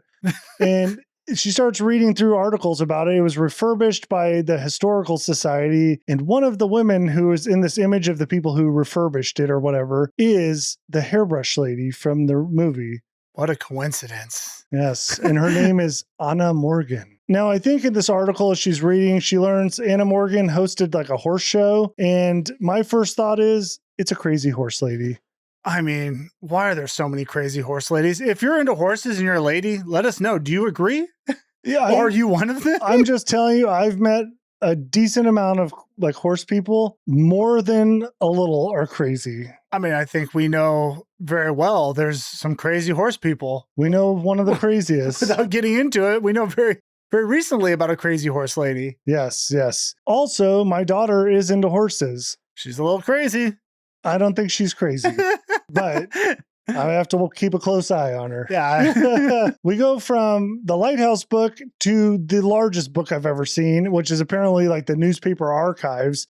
She starts digging through that, finds that a mysterious sickness struck the Morgan Ranch. Interesting. How does that have to do with anything of what we're talking about here? Well, we did see in the video a drowned horse, or horse laying next to the ocean. Oh, that's right. Interesting. I'm trying to make this interesting. Come on. Also, Anna Morgan, she jumped off a cliff. That's how she died. Remember the video? The girl jumped off the cliff. That was her. So there you go. Now, before she went cliff diving, she was committed to the county psych facility, and apparently she had hallucinations. So mentally was not doing well. I wonder why. Yes. So as Rachel's taking this in, she's taking vigorous notes. Problem is, she looks down at those notes and she just scribbled all over Anna's picture. I mean, that's not a good sign. No. I like how this thing takes you over in your subconscious, I guess. She starts scribbling over faces. Yeah. Let's do a very quick jump to Noah. This is a very fast scene, so we'll get through it quick, but I just thought it was interesting. He goes to get some cigarettes at like a grocery store. Clerk immediately looks at him, tells him he's going to die. This was so weird that I thought maybe that girl who said that was somehow related to the first Ringu. Ringu, that movie. Yeah, she does look like she's Japanese or something. I don't want to put the ethnicity on her. I don't know. But I mean, it was just so odd that she said that to him. And then, of course, we find out she's just saying it because he's buying cigarettes. But it was just a weird scene. Yeah, well, what we have to get to is that he notices in the surveillance camera, his face is now distorted. Oh, so now he's becoming a believer because I don't know if we said it before. He wasn't totally believing Rachel. He thought she may be kind of exaggerating what happened. But now he's kind of becoming a believer. Right. Back to Rachel. She finally gets home. It's super late at night. The babysitter's fallen asleep in front of a static TV. I like they just throw that in there, so you're just kind of wondering, but no, just static TV. Was that it? That's it, the babysitter arc. I've seen her in other movies too. Don't know which She was ones. in something funny. Yeah, I feel like she's a comedic actress. Yeah, I agree with that. Oh, go look her up, guys. So the next day, Rachel calls her sister Ruth because she needs her to babysit Aiden because she's going upstate for a couple days. And I'm just like, you have not been with this kid at all. Now you're leaving for a couple more days. All right. I mean, even think about it. One of his best friends, his cousin died. His mom is like no support at all to him. Zero. He also doesn't seem to be affected either, but he does have this weird drawing, so. Well, while she's talking to her sister, she takes a large gulp of water, starts choking on it, and then she starts pulling at something in her mouth because it's not just the water. I found this scene so freaking disturbing. Oh, it's so gross. Yeah, it's just gross. Yeah, what it is a very long piece of hair with an electrode.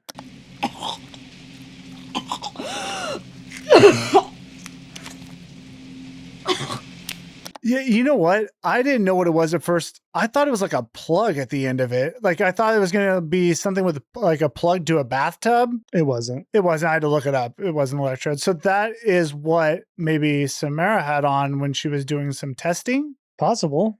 Oh, interesting. Yeah. I don't know. And then Rachel looks at the phone and now it's just dripping water out of it. So nothing good is going on here. Do we think this is in her head or is this really happening? It's a little confusing because we're going to do the whole wake up thing.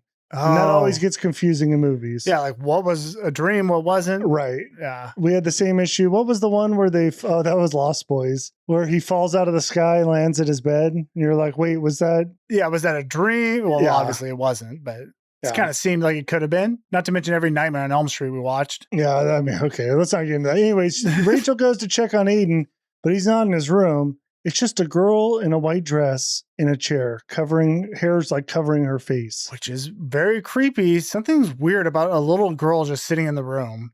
And the black hair and white dress. It's all weird. Yeah. When Rachel gets close to her, the girl reaches out, grabs her arm. This like launches visions into Rachel's head.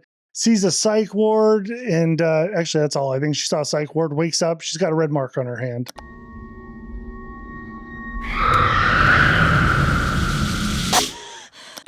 It was real-ish. The mark was actually on her arm. I said hand, but you get it. Yeah, so that mark's going to stay with her for a little while. So I guess each time someone goes through this video experience, I think Samara has like a routine she goes through where she will do this maybe on day 3, whatever we're on. She'll do this thing where she visits them and touches them. Yeah, I just think as they're getting closer, she just messes with them a little bit more. So we're now on to the next day. I mean, we're not officially. I don't know the timetable. We'll get to it. We have the official day change, but this is the next morning. She goes to check on Aiden, but he's not in his room. Walks into the TV room, finds him watching a tape. He's watching the tape. So now you're like, oh no, Aiden's screwed. Which a normal person with a soul would be like, that sucks. That's a really bad thing. Daniel, not so much. No, I was actually like, thank God. Like, and in fact, I was kind of wondering, could we put it on fast forward? Would that speed up the process? You know what I mean? I thought the mom was kind of watching it too. So I thought, well, wait, if you watch it twice, does that like cut your time in half now?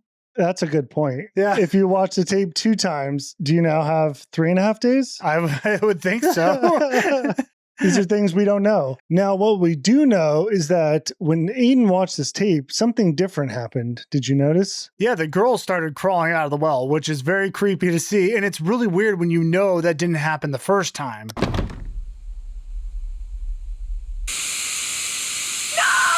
The imagery of that is like super creepy because you're watching that tape, you've seen the well, and yeah, then you see this hand reach out of it and grab on and start to move out. And it does creep you out. Well, yeah, because you're like, why is she coming out of the well now? That's a great question. What is she going to come and do? Yeah, like, I mean, we've seen, they did allude, the fly came out of the TV. Yeah. You know what? I guess that was probably pointing at what happens later. I think that was exactly what that was. We figured it out. Aiden just watched this whole tape. All he says to his mom is, "Who is she, Rachel?" And my question would be, who's he talking about? Because you've seen the tape. The girl actually isn't even in the tape very much. In fact, it's more Anna. Was he asking about Anna or was he asking about Samara? Oh, interesting. Because I assume Samara, but you're right. It would seem like he'd be asking about Anna. Also, okay, we're not going to figure that out. It's just a thought. Yeah, I was like, I have no idea. But this kid just saw a ton of disturbing images, not concerned about that at all. He's not like, what were those fingers in the box wiggling? What's the ladder? Yeah, like what's this all mean? Any normal reaction, he's just very stoic and just like, yeah, what was that, Mom? Not to mention, can we say, like, what is she doing keeping that tape around? I mean, you know it's a death tape and you just have it sitting there. If you have a kid in the house, there's no way on earth you would have that tape around. No. Also, a weird move on his part to grab a random tape and throw it in. Yeah, if you can't sleep, like, what are you doing, buddy? If you're a kid and looking at tapes, you're not going to pick a random one that has nothing on it. No, I mean, you should be afraid of what's on that tape. Easily could have been his mom's sex tape. That's exactly what I thought. Yeah. I didn't want to say it, but it could be. Yeah, it's possible. Soon after, the phone rings and it's Noah. He now totally believes in the curse. So we're on the same page there. Rachel then drops it on him. He watched the tape. Aiden, she wants to let him know. And Noah's like, who? And she goes, our son. Whoa. Boom. We already told you. So I mean, it was supposed to be a big reveal, but like I said, it was pretty obvious. There was no one else to be his dad. Also, it just doesn't really matter. You know what I mean? Like, I don't care about their whole relationship and kids. If nobody's watching the kid, nobody takes care of him. I don't like the kid. So, honestly, I wish they wouldn't even have had him as the father. Just make it someone else who's not around. I wish they didn't have the kid.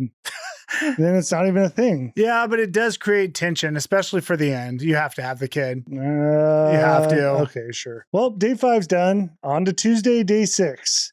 And this is where I actually noted that I'm getting bored, and we're literally like at the halfway point. Not of the review, we're moving a little faster, but of the movie itself. Are we moving faster? Ish. Yeah, you're right, though. I thought the same thing. I've just seen this a bunch, so I knew I was going to get more bored than I would have with a new movie. But man, there were times where I kind of was checking the time, how much I had left. It's not a good sign. Yeah, it's just you're doing a lot of investigating, but we're not getting to the meat. You know what I mean? Yeah, I don't even care how you get there. Just get to the point. Hey, spoiler alert, none of this matters. Well, I mean, the investigation matters. I mean, it's all part of the movie, but in reality, none of it matters. Well, and what does matter, It's a philosophical question. One thing does. What? But we'll get there. Oh, okay. I don't even know what you're talking about. I thought we were going a totally different direction. All right. So at this point of the movie, Noah and Rachel, they kind of like have come back together and they're almost bonding over this whole thing. And Noah decides he's just going to tell Aiden he's his dad now, which is, I guess, supposed to be touching or something. I don't know. This is where he gives his backstory. His dad sucked, that whole thing. Yeah, I feel like he was turning a corner. We're going to find out that Noah's kind of finally accepted responsibility. He's going to be a part of his son's life. Hey, spoiler alert, he's not. I feel like they did it to make Noah a little more likable. Okay, to draw you in, just to ruin it all. Yeah, they want you to care about him just to rip your heart out. Yeah, it didn't work for me. But in this scene, we see Aiden doing a little family drawing, which was kind of like, it was corny at first, but I guess he wasn't really drawing his family. Oh, it wasn't his family? Oh, we'll get to it. Yeah, he didn't catch that, huh? There's a lot going on. There's a lot of researching. Hey, I don't want to do a lot of research when I watch a movie. I just want to sit back and watch some like fun stuff happen. Okay, well, I do like the mystery of the whole thing, but I'm not saying I'm not saying I don't like the mystery. I'm just saying I want to learn the answers quicker.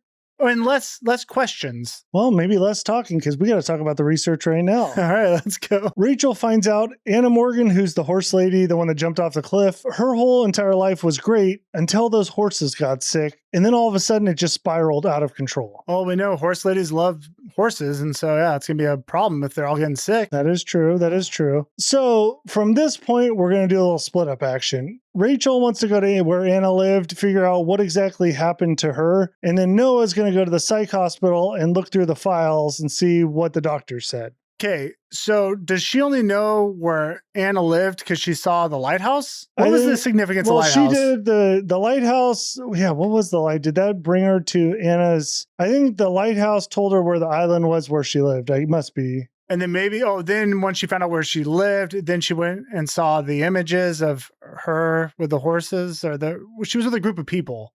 Well, that was early. That's how she found the lighthouse. I'm clearly kind of lost. So that whatever. She knows where she lives. There's a lighthouse there. The lighthouse has no other significance other than I think locating it. So Rachel has to take a ferry to get to this island. So it's one of those big ferries, bunch of cars on it and stuff. They're heading across. Now, while she's doing this journey, she starts reading through Anna's file, some research file she has. She learns that Anna had a daughter. Interesting. I don't remember hearing about that. Yeah, I haven't heard about the daughter yet. Then Rachel spots a horse trailer with a large black horse inside. And I'm going to be honest, I feel like this was kind of a funny part. Okay, controversial. I also did. I understand that horse death is not a funny thing, but the way in which this happened was kind of funny. Well, first of all, does she know anything about horses? Is she a horse girl?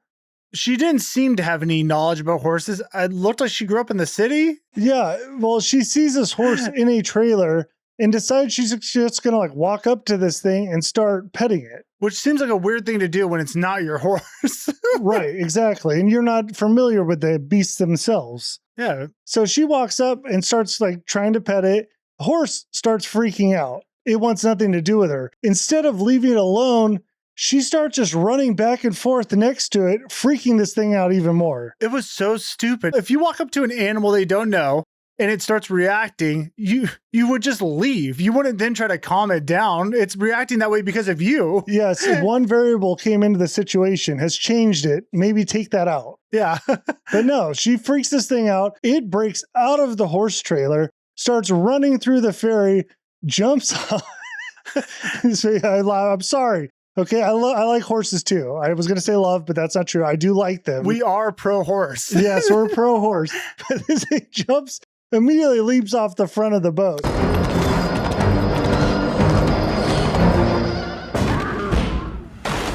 So you see it and you're like, oh my God, why did it just do that? So then now there's a group of people that have kind of all come around to see, witness this whole thing. They all then run from the front of the boat to the back. Well, because it went in the front. Obviously, it was having a hard time swimming. I don't think horses can swim, right? Okay, that was a question I had for you. Can they? I don't think so. Apparently, they're good swimmers. This one wasn't. Well, no, it wasn't. The problem was it went under the boat. Yeah, so it was on the side, kind of struggling in the water, and then it got sucked under. Yeah, so then at that point, everyone runs to the back to see what happened. Yeah, maybe it's just going to pop out of the water, swimming around. Maybe we'll have a rescue. Yeah, you just jump and ride it into the shore. Maybe it hit the propeller.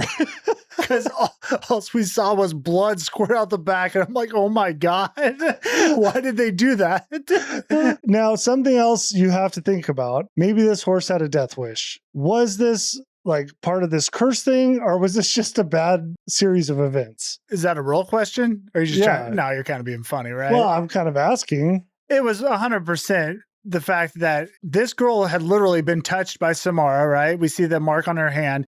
I feel like now she carries her infection with her almost. This horse saw Rachel and it spooked the horse. The horse knows there's evil abound. All right, I'll buy that. That's good enough for me to. It's good enough for me not to talk about it anymore. Sure. So Rachel makes it to the island, finds Morgan's ranch. Now, when she's walking up to it, she notices a window, and it's the exact window from the video where that man was standing. So we're getting close to some answers here. Yes. Now she knocks on the door. No one answers. Ends up finding Mr. Morgan working on a fence out in the yard. Immediately, I knew I actually thought he was a murderer. I forgot about the twist at the end, but I was like, he did some bad things. It seemed pretty clear he is a problematic character. He just seemed a little off, a little angry. Yeah, yes. It has some demons in him. Plus, I've seen this actor before, so I'm like, you must be playing a role somehow. Yeah. Well, they end up chatting it up, and Rachel learns about the horses. Basically, he tells her they all got sick. And the weird thing is, they didn't die of the illness. They drowned. They would break free and go run out in the ocean. Oh, doesn't seem like horses can swim very well. He takes her in the house as they continue the conversation. And then she sees the mirror from the video, the one where the girl was brushing her hair. Oh. Obviously, a lot of stuff from the video from this Morgan's house. All right. Rachel then pulls out the VHS tape, the whole ring tape, and tells him that, hey, I think this is some type of like message from your wife. Now, while she tells him this, he's getting really weird because he has a hay hook in his hand and he's really like clutching it. It seemed like he was going to take a swing at her, which would be a crazy thing to do. But it's possible. Yeah. He has one question for her. Did you make a copy of the tape? Oh, I didn't even notice he asked that question. It's a very important question. Why is it that important to him? Okay, it's extremely important. I'm not going to break it all down. I actually love what they did with this part. Oh my gosh, I didn't even catch it. Yeah, we'll do it at the end because it was a very important question and it sets off a series of events here. Okay, my mind's racing, but we'll get back to it. Okay, so she tells him that she did make one copy. What she did, I didn't mention it. She made a copy and gave it to Noah. Very important to mention that. Yeah. She gave her copy to Noah so he could analyze the whole thing. Can I ask a question? Sure. If you make a copy, does someone have to watch it? Okay, another great question. Unsure. Okay. I think so.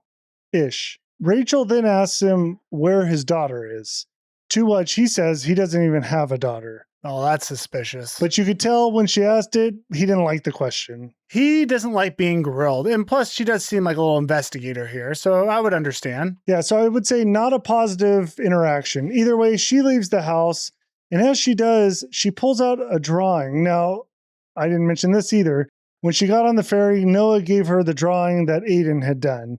You assumed it was Aiden drawing his family, but when Anna looks at it at this point, it's this house. He's drawn their family. Yeah, so Aiden's got this weird, I don't know, psychic ability. He knows things. I guess he's just showing through the drawings.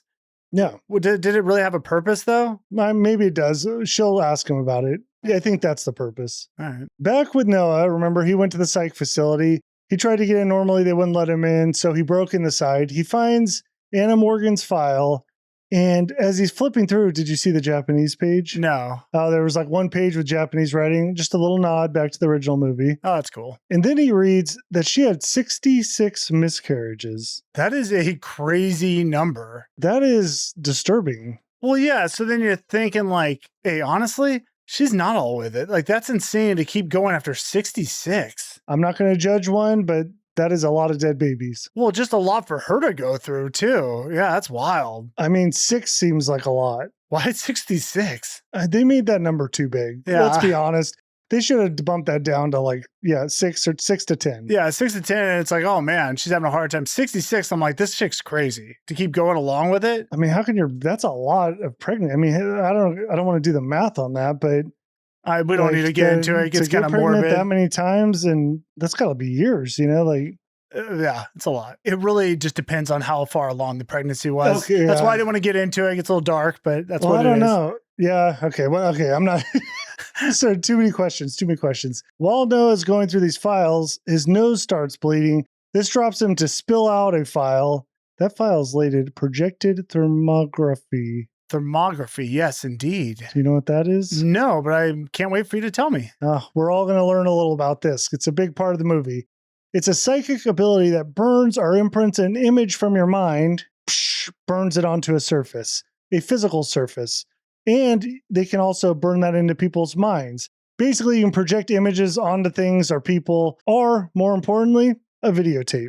Oh, wait, but this is Anna's. That gets a little confusing. I would say it's a family file. Okay. It could be hers or children's. Oh, okay. So this does make more sense with how the ring girl may be doing this. Yes, I would say projected thermography is exactly how this would be done. I mean, what are they talking about here? That's not real. No, it's not. You know, like I said it like a question, right? Yeah.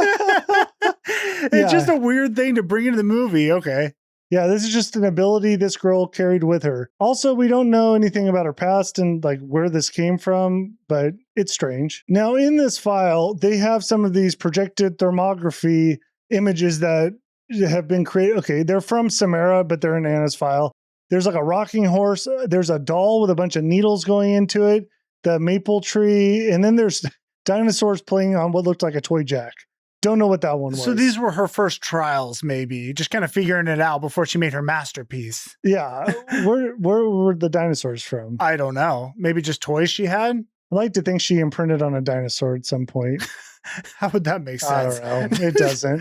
The most important thing he finds in the file is a note that says the sessions were all terminated at the father's request. And then it has a little side note or asterisk, maybe. See video record. Okay, I'm confused. This is Samara's stuff. In Anna's file. Okay. I guess. Are we sure it's not Samara's file? It's Anna's, I'm pretty sure. Okay. So anyways, the father cut off the testing. That's what we know. All right, let's move from Noah and jump back to Aiden because he ain't doing so great. He's drawing a lot of circles, like excessive circle drawing. Nothing? It's concerning. Okay. Now his drawing gets interrupted because Rachel calls him and she wants to know about the drawing that he gave Noah and Noah gave her. That's where Aiden reveals that she told him to do it. You may ask, who is she? Well, that would be the little girl. The little girl shows him things. She doesn't like the barn. Horses keep her up.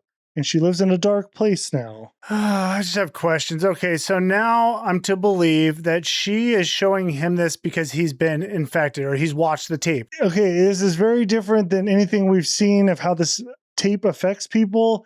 He's having like one-on-ones. That's what I'm saying, though. Why is she showing him more?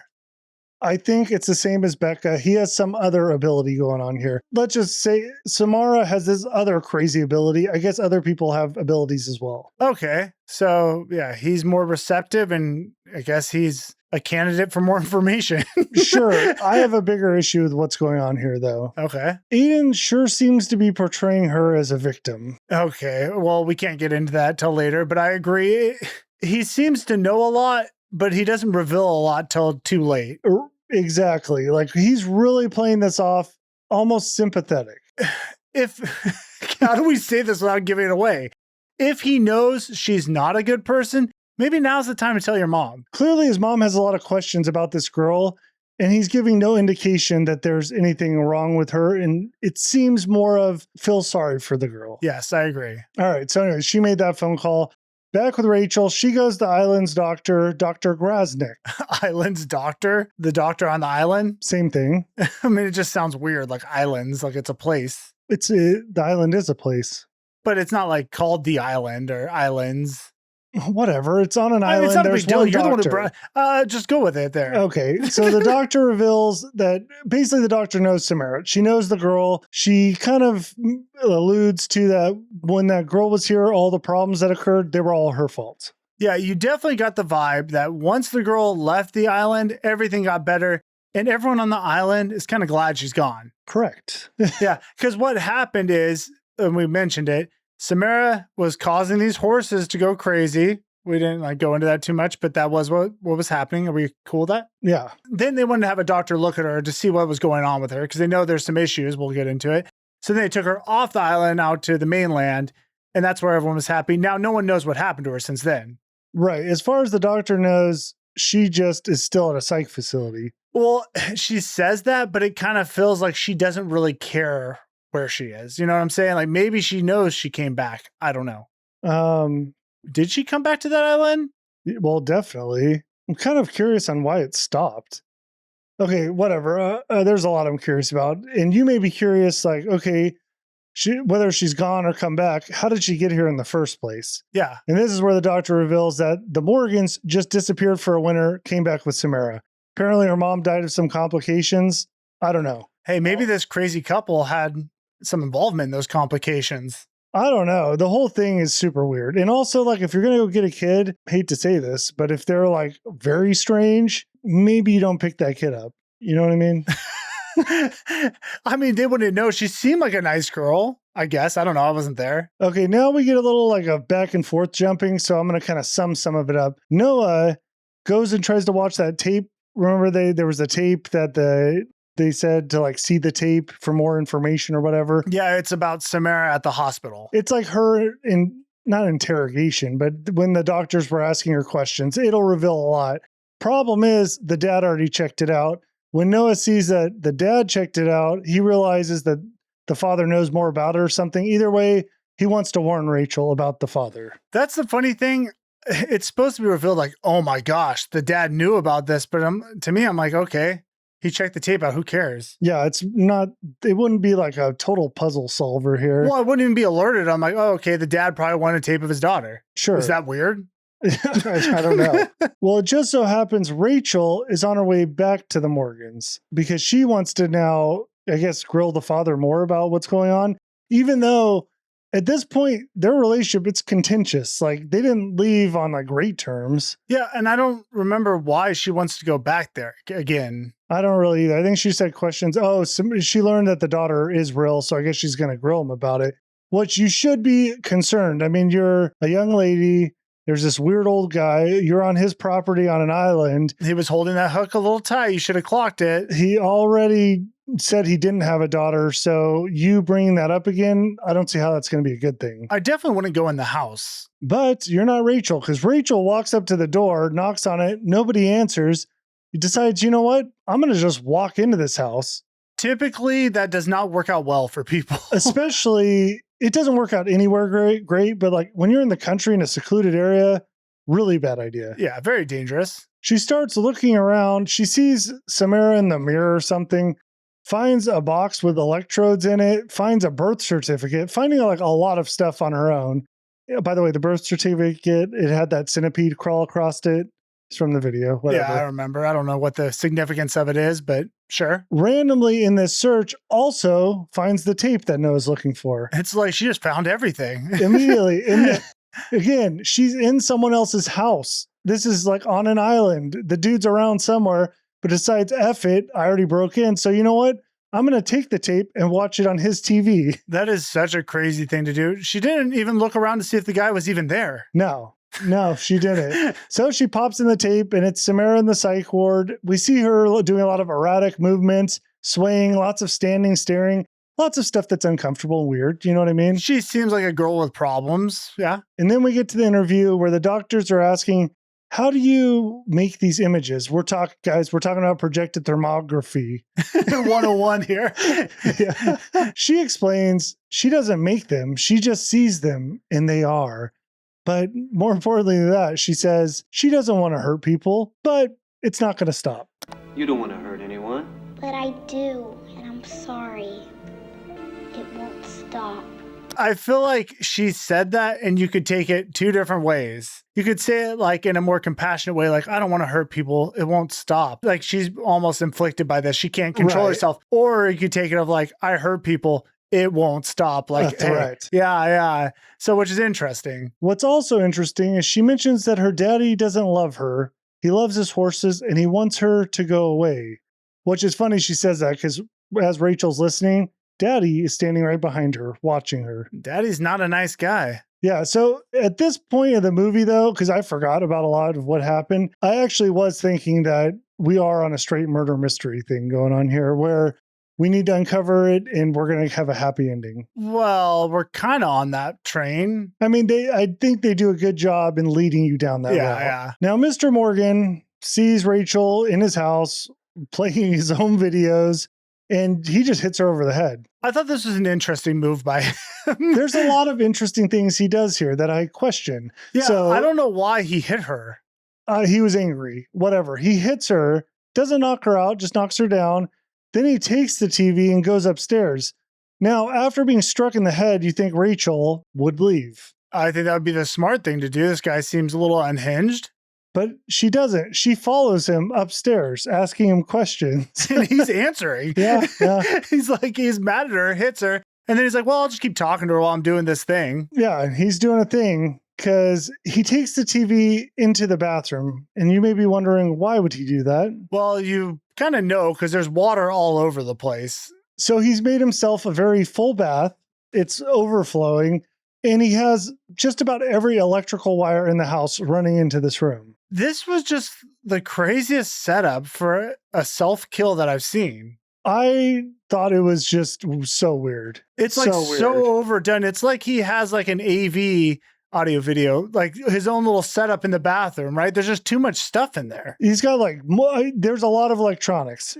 He's brought everything in here. Do you need that much? Can't you just use like a toaster or just one TV? I mean, typically you do see the toaster move. I don't know if it works. It seems to work in movies. I don't know. It's also doesn't seem like the best way to go. No, if you're going to do something yourself, this seems like it would suck. I don't know. Do any ways work though? Well, like, or any ways I'm suck? not going to go through that, but this way seems very bad.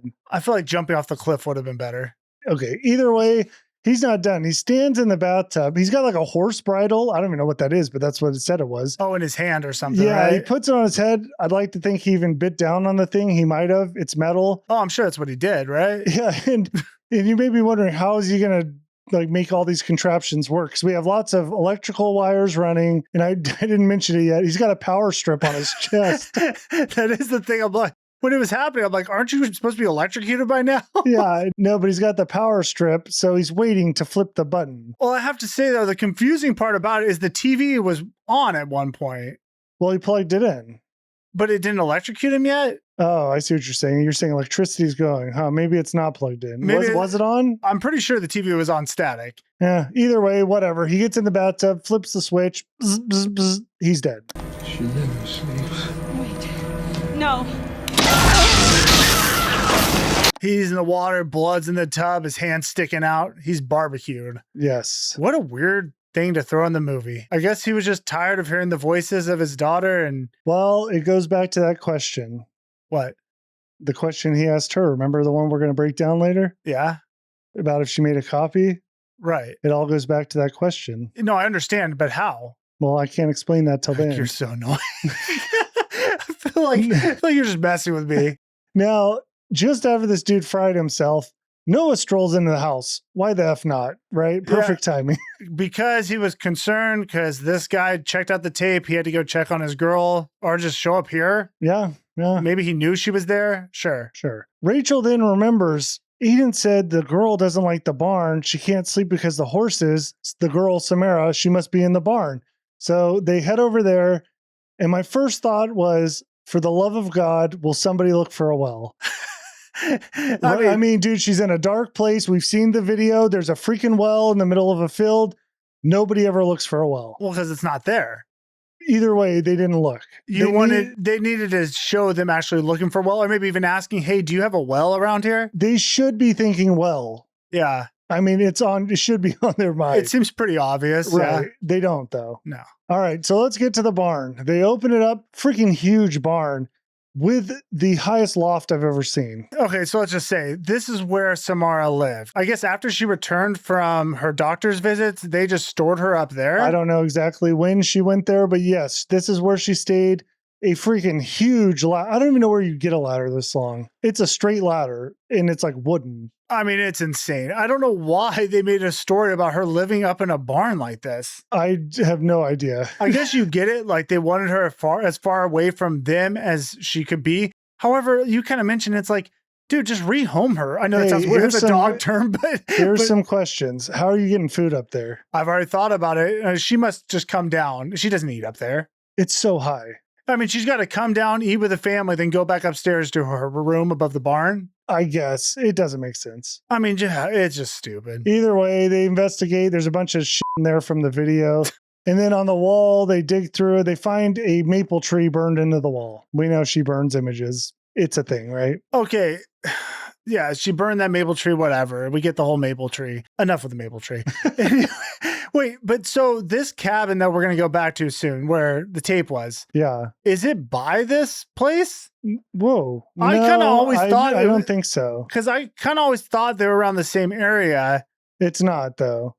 Okay, we'll get back to it. Yeah, I have some big questions on that. This is the problem with the movie. I feel like there's too many questions. Yeah, there's a lot. There is. But anyway, so now we're kind of thinking the dad killed Samara, right? And then he blamed her for his wife going crazy. That's kind of where we're being led. It seems like he's involved for sure. Right. Okay, let's get to day 7. It's then the last day. Amen. Now, because we'll make it quick. You walk slow. You said if you're going to go long, I get to pee. I don't know why this guy has to pee every time we do a podcast. I mean, it's the same time too. It's always like, well, we're at the 2-hour mark. I guess that's kind of deep. We do drink coffees. I don't have to pee.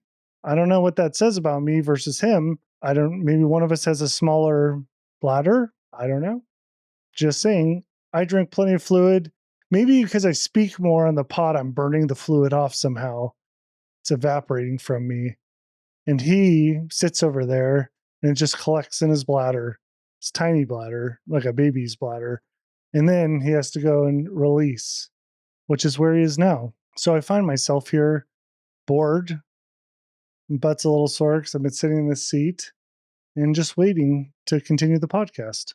Those are my thoughts. My right eye's a little blurry right now too. Don't know why that is. I did clean the garage. I'm thinking maybe something got in it. I put a contacts in, but still, it feels a little off. Funny when you walk in here, it feels cool. It's because it is cooler than the house. It's you. No, it's our body heat. I know now it's like, dude, it actually feels cold in here. All right, well, sit down and shut up. Putting that in. You may. Become a member so Daniel can afford air conditioning. We have air. It's 107 out here. Dude, it's just our bodies or something. Because when you walk in the room, it feels cold. But then when we start recording, not feel cold. But it's because we're engaged. Yeah, I guess. Now, I don't know if I made this clear. They saw the maple tree on the wall. Oh, I think you made in Samara's room, right? That connected to the cabin. Yeah, I agree. Is your question, did you make it clear? Well, I mean, because the cabin has the maple tree that's up on the hill. We just saw it burned on the wall. That's how Rachel connects the dots. Oh, okay. It's clear now, yeah. All right, so we got to head out to the cabin. Back where it all started, where they first watched the video. And we don't really waste a lot of time. We kind of just arrive here. Now it's Rachel and Noah. Something to note. Did you notice that the cabin was like closed or the area was closed now? No, I didn't notice that. I think we are to assume that the guy who ran this whole operation watched the tape after she left. He's now dead. Oh. But that wouldn't make sense because she's alive. Because who's alive? Rachel. And he would have. So I think he watched the tape before. Oh, he could have, because he could have watched the tape when it was in the room. Then he went and put it back with other tapes. Yeah, I think that's what we're to believe. Why do you say that? I read it in some trivia and stuff. Oh, it's interesting. I didn't even notice that. Yeah. Anyways, they head over to cabin 12 and Rachel kind of just gives up at this point because she realizes like the time of the day when she watched the tape, her time's basically done. Yeah, it's day 7. The sun's starting to set. It's over. Yeah. So she tells Noah like, hey, you need to just do what you can to help Aiden while you still have time. And just like a typical guy, he just starts destroying everything. How dare you put this on me? I wanted nothing to do with this. Yeah, he starts flipping out, rips the freaking phone cord out. Let's be clear. He's not actually mad at her. He's just mad at the situation. Right. Yes. So he rips the phone out, knocks over, I guess, like a vase full of marbles. Sure seemed to be. When those marbles hit the ground, they all settle on a low spot. I mean, it's in this phone, it's in this television. Come on! Now, my first thought on this is, you're in a freaking cabin. There's plenty of low spots. No, I wouldn't even think it's a clue. In a cabin? Absolutely not. It's all like, who knows how the heck the thing was made. It's old. Well, either way, they both key in on this and they're like, oh, wow, it settled on that spot. They start ripping carpet back, find a circular ring or something of water damage. I don't know. They notice like, hey, this looks odd. They ripped the floor apart. There's a well underneath. Yeah. Let's just get there. All right. So they find the well. They start looking down and yelling. I was thinking here, like, okay, you have a well. What are you going to do? Yeah, okay, yeah. I see a well. My first thought is like, okay, great. It's probably where this girl is. Let's call the cops. I don't want to mess with this well at all. Yeah, and as far as the curse, be like, hey, we found you. We good? You know? We're going to get you out. Just like, let's call the curse thing off. What is it where you give people money a little bit before they actually get the check? Loan me some time. that work? Well, I went alone because then you got to pay it back. No, it's like, I'm going to complete it anyway. So you just got to like forward me it. You know what I'm saying? Sure, I get you. Forward me some time. That's where I'm going. Well, either way, they're standing around the well. I don't know, a swarm of bugs fly out.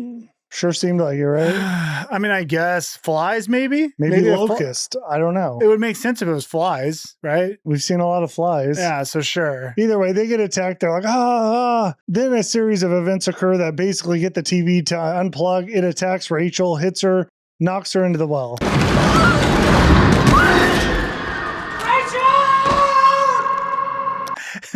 I mean, my first thought is like, how are you in a position where you could ever fall into the well? Because that would be my thought is like, whatever I'm going to do here, I'm just not going to get myself to where I fall in this thing because you're probably going to die. But no, she like turns around, hands up, boom, flips head over heels into the well. And I got to say, it's a large drop. This is like a 30-foot drop in this well. I don't know how far it is, but man, it is far. And then she gets down there and surprisingly, not a lot of water. Not enough to break the fall. I mean, I would say it's like waist deep. And plus the way she fell, for sure she's hitting her head on that wall. Yeah, either way, she's totally fine. So she's down at the bottom of the well again. We have light down here. Not sure how that happens. That's a great point. I mean, we're in a cabin in a well. Yeah. Should be very dark. I would say so. Either way, on the wall, she finds like Samara had marked like days. I guess Samara's going to be down here. Yeah. You see scratch marks in the stone on the wall. So she actually was sent down there and she was still alive. That's what we know. Yeah. And there's even like fingernails embedded in the wall. Yeah, gross. Which is, I guess, why you saw that image of a nail going through a fingernail. Sure, whatever. Either way, she's down here looking around. But then you're like, okay, well, how are we going to get out of this well? And she looks up only to see the top of the well starting to shut. We should say when she fell in, Noah said, hey, I'm going to go get some help. I would have just called someone because I don't know how else you would get her out. But he goes and finds a fire hose. Super weird. Yeah, I'm like, where did that come from? I don't know. He finds a fire hose, but he doesn't disconnect it. So he just runs with it and then it pulls tight and he... Well, which I did like because Noah is an idiot. So I'm like, okay, that does track. Yeah. Yeah. But so either way, somehow now the well shuts. She's inside. Noah's out there laying on the ground. And then something reaches up and grabs onto her arm.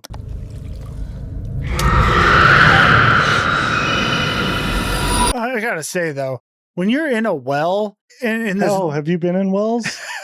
No. Are you an expert? Putting myself in the spot, though. If I was in there, I would be terrified of what's down in the water with me. Because, God, who knows how long... I mean, would you, though? It's not, like, that scary.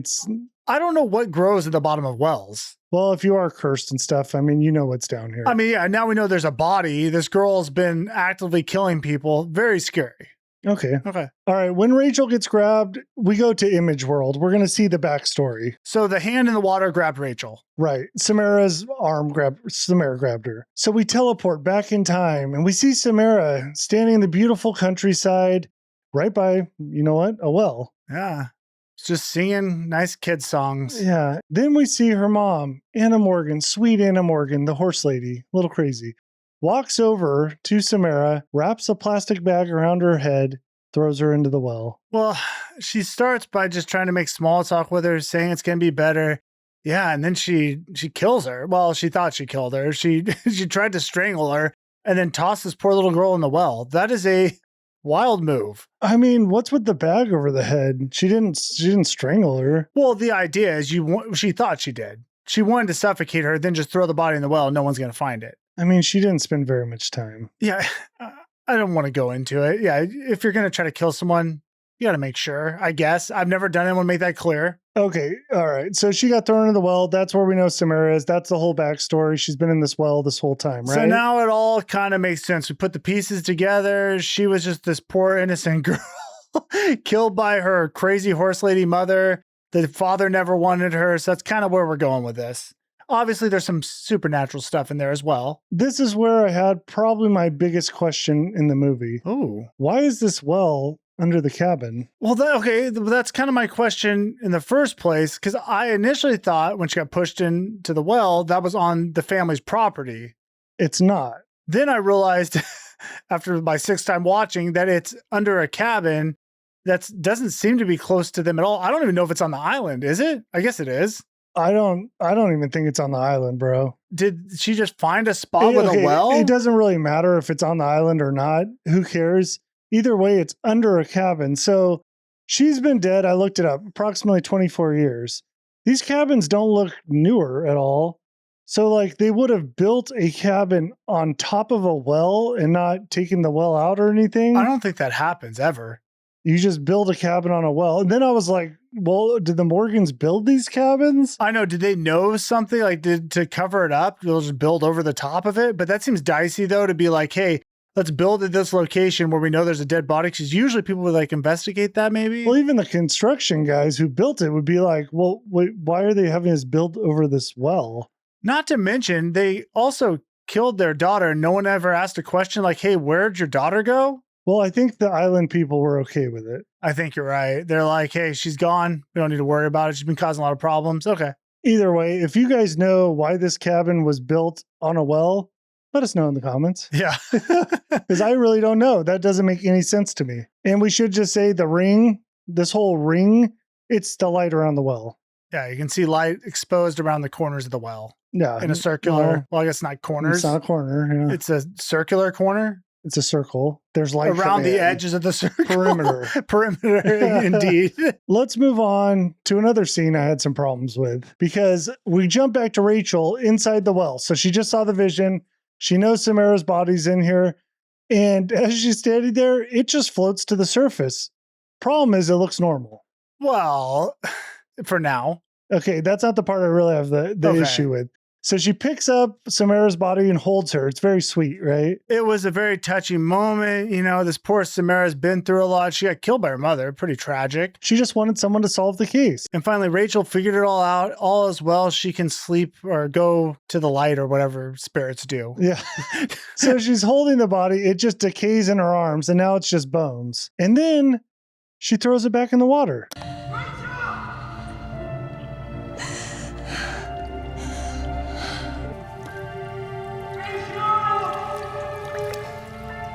Well, I mean, what are you going to hold it? You have to hold it. You've just been cursed. You're going to drop her back in the water?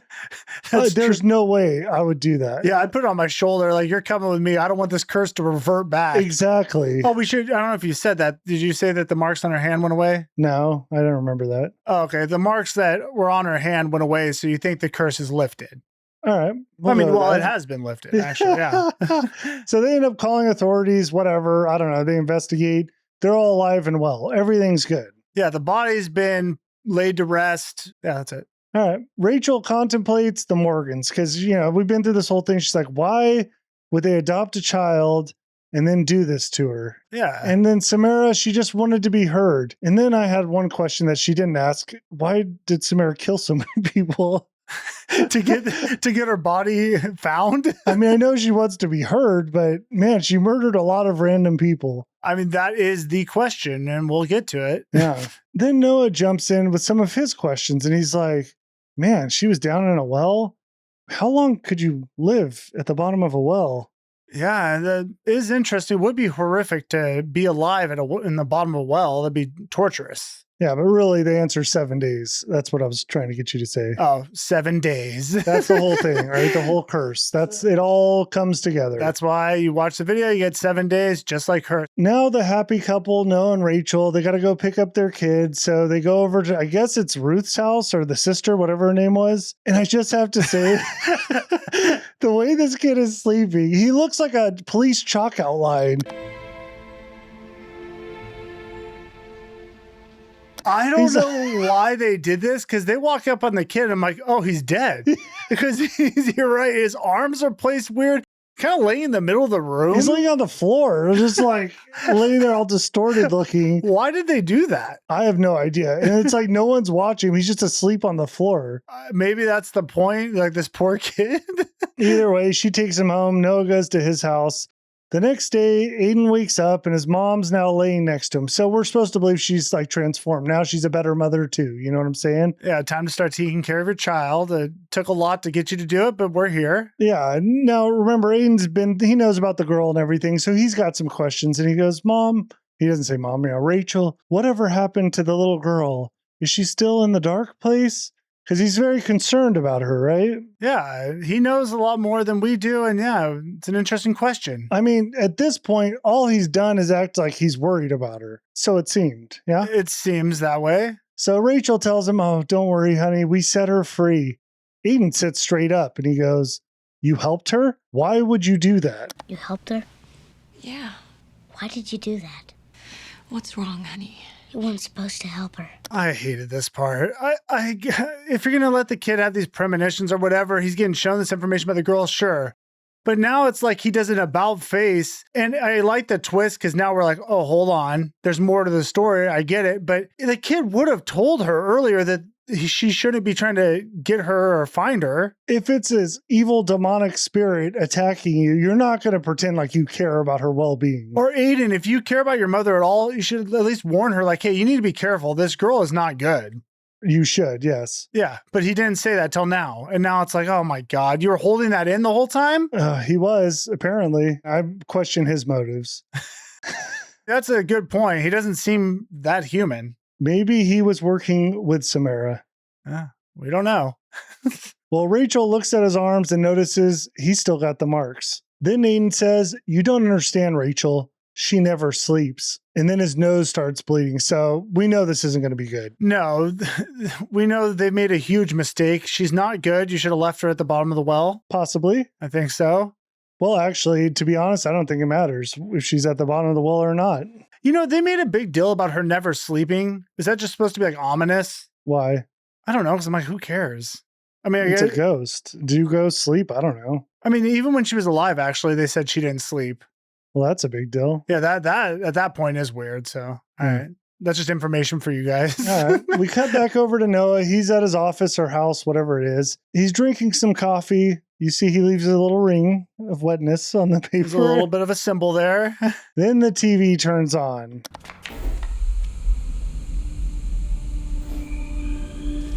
And this honestly is one of the great movies in horror movie history. I mean, don't you think? I do think it's one of the great movies in horror movie history, but I think you meant one of the great scenes in horror movie history. Yep, that's what I meant.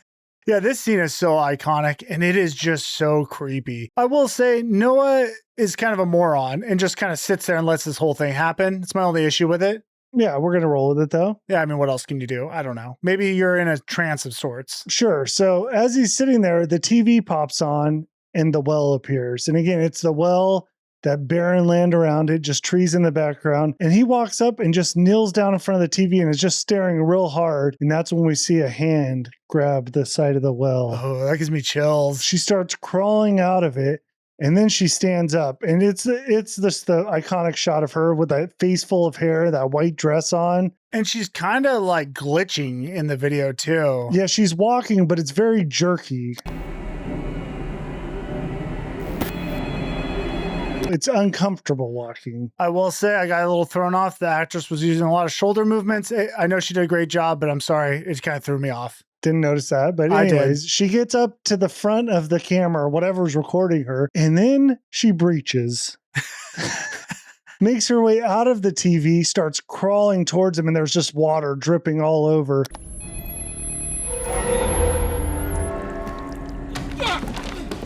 And then all of a sudden, boom, teleports right in front of him. Noah falls backwards. He's trying to crawl away as she's slowly glitching towards him. And then they make eye contact and we get a close-up of her face and her eyes are white. Looks crazy. Boom, static TV images. It's over.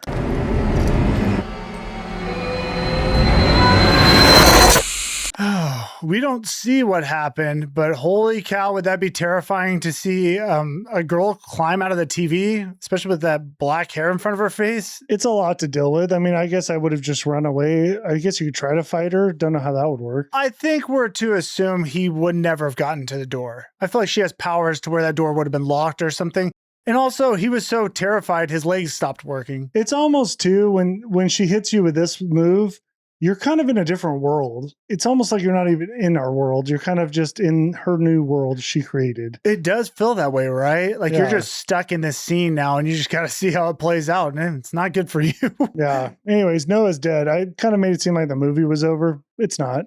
Well, we see his face later, and he's got the scream. Yeah. Back with Rachel, after her whole thing with Aiden, she realizes the curse is still on. She's got to get back to Noah. So she just leaves Aiden there by himself as usual, you know? I mean, you don't want to take him along with you. This is kind of a life or death scenario.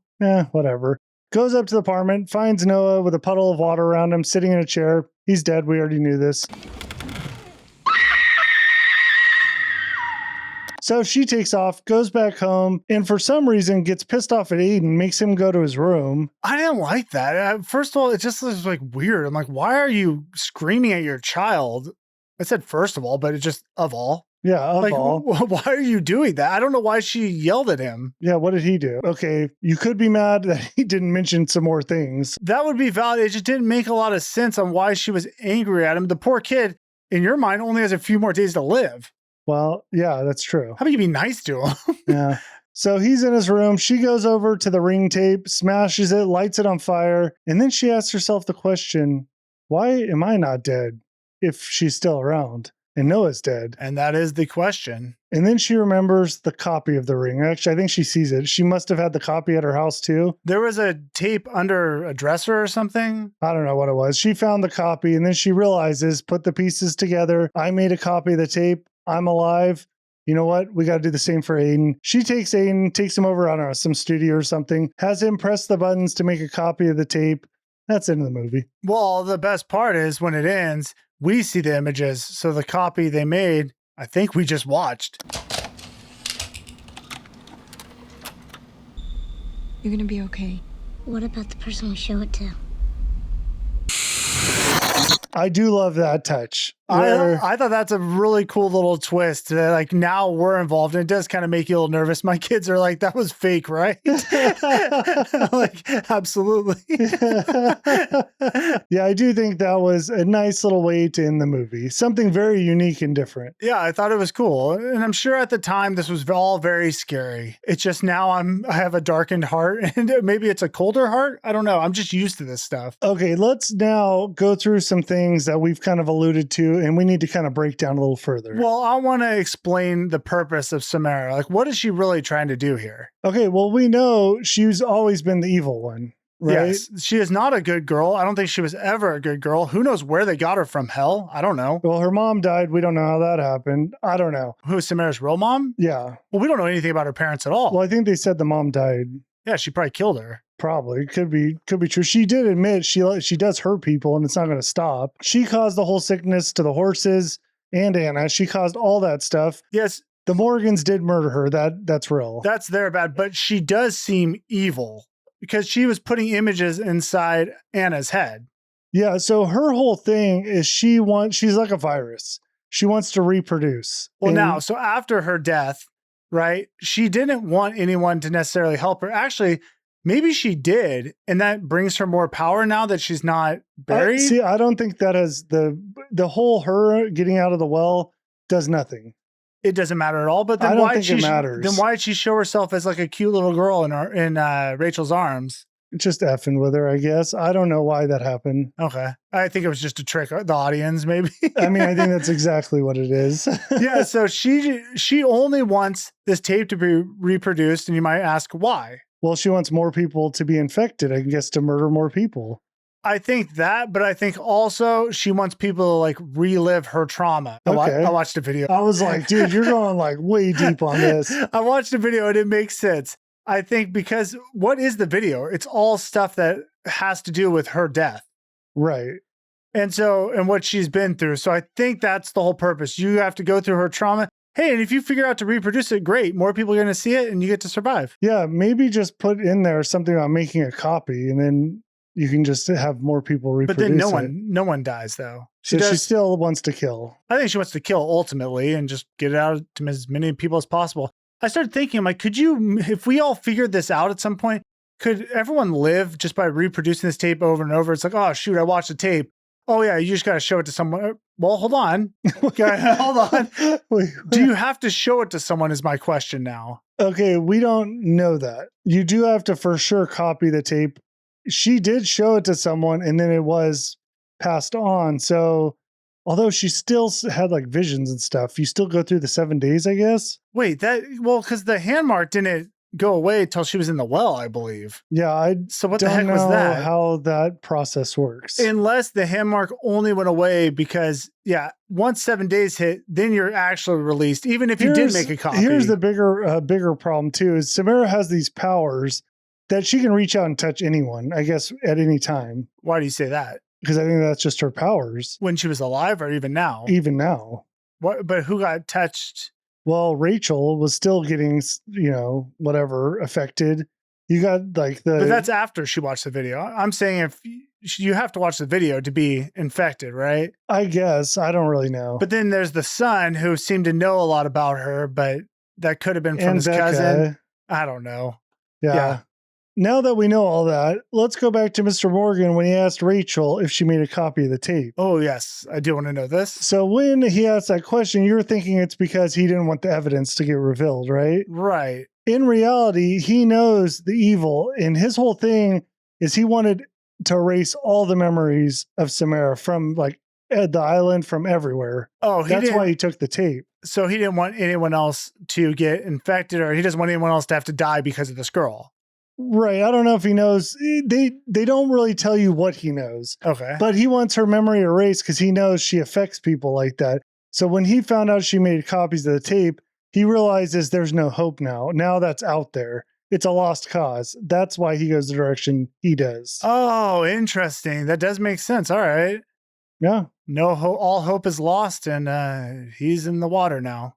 Still didn't really help Rachel too much or explain anything, but kind of is what it is. Yeah, he could have answered some questions before he did that. Not very cool. Okay, some of this is going to drift just into our final rating, but we're going to go over a couple other issues I have real quick. Okay. We kind of talked about it, but how did the original tape even get made? Are we just saying she imprinted on a random tape? Is that what we're going with? I think we're just going to have to do that. Okay, we'll just leave that alone.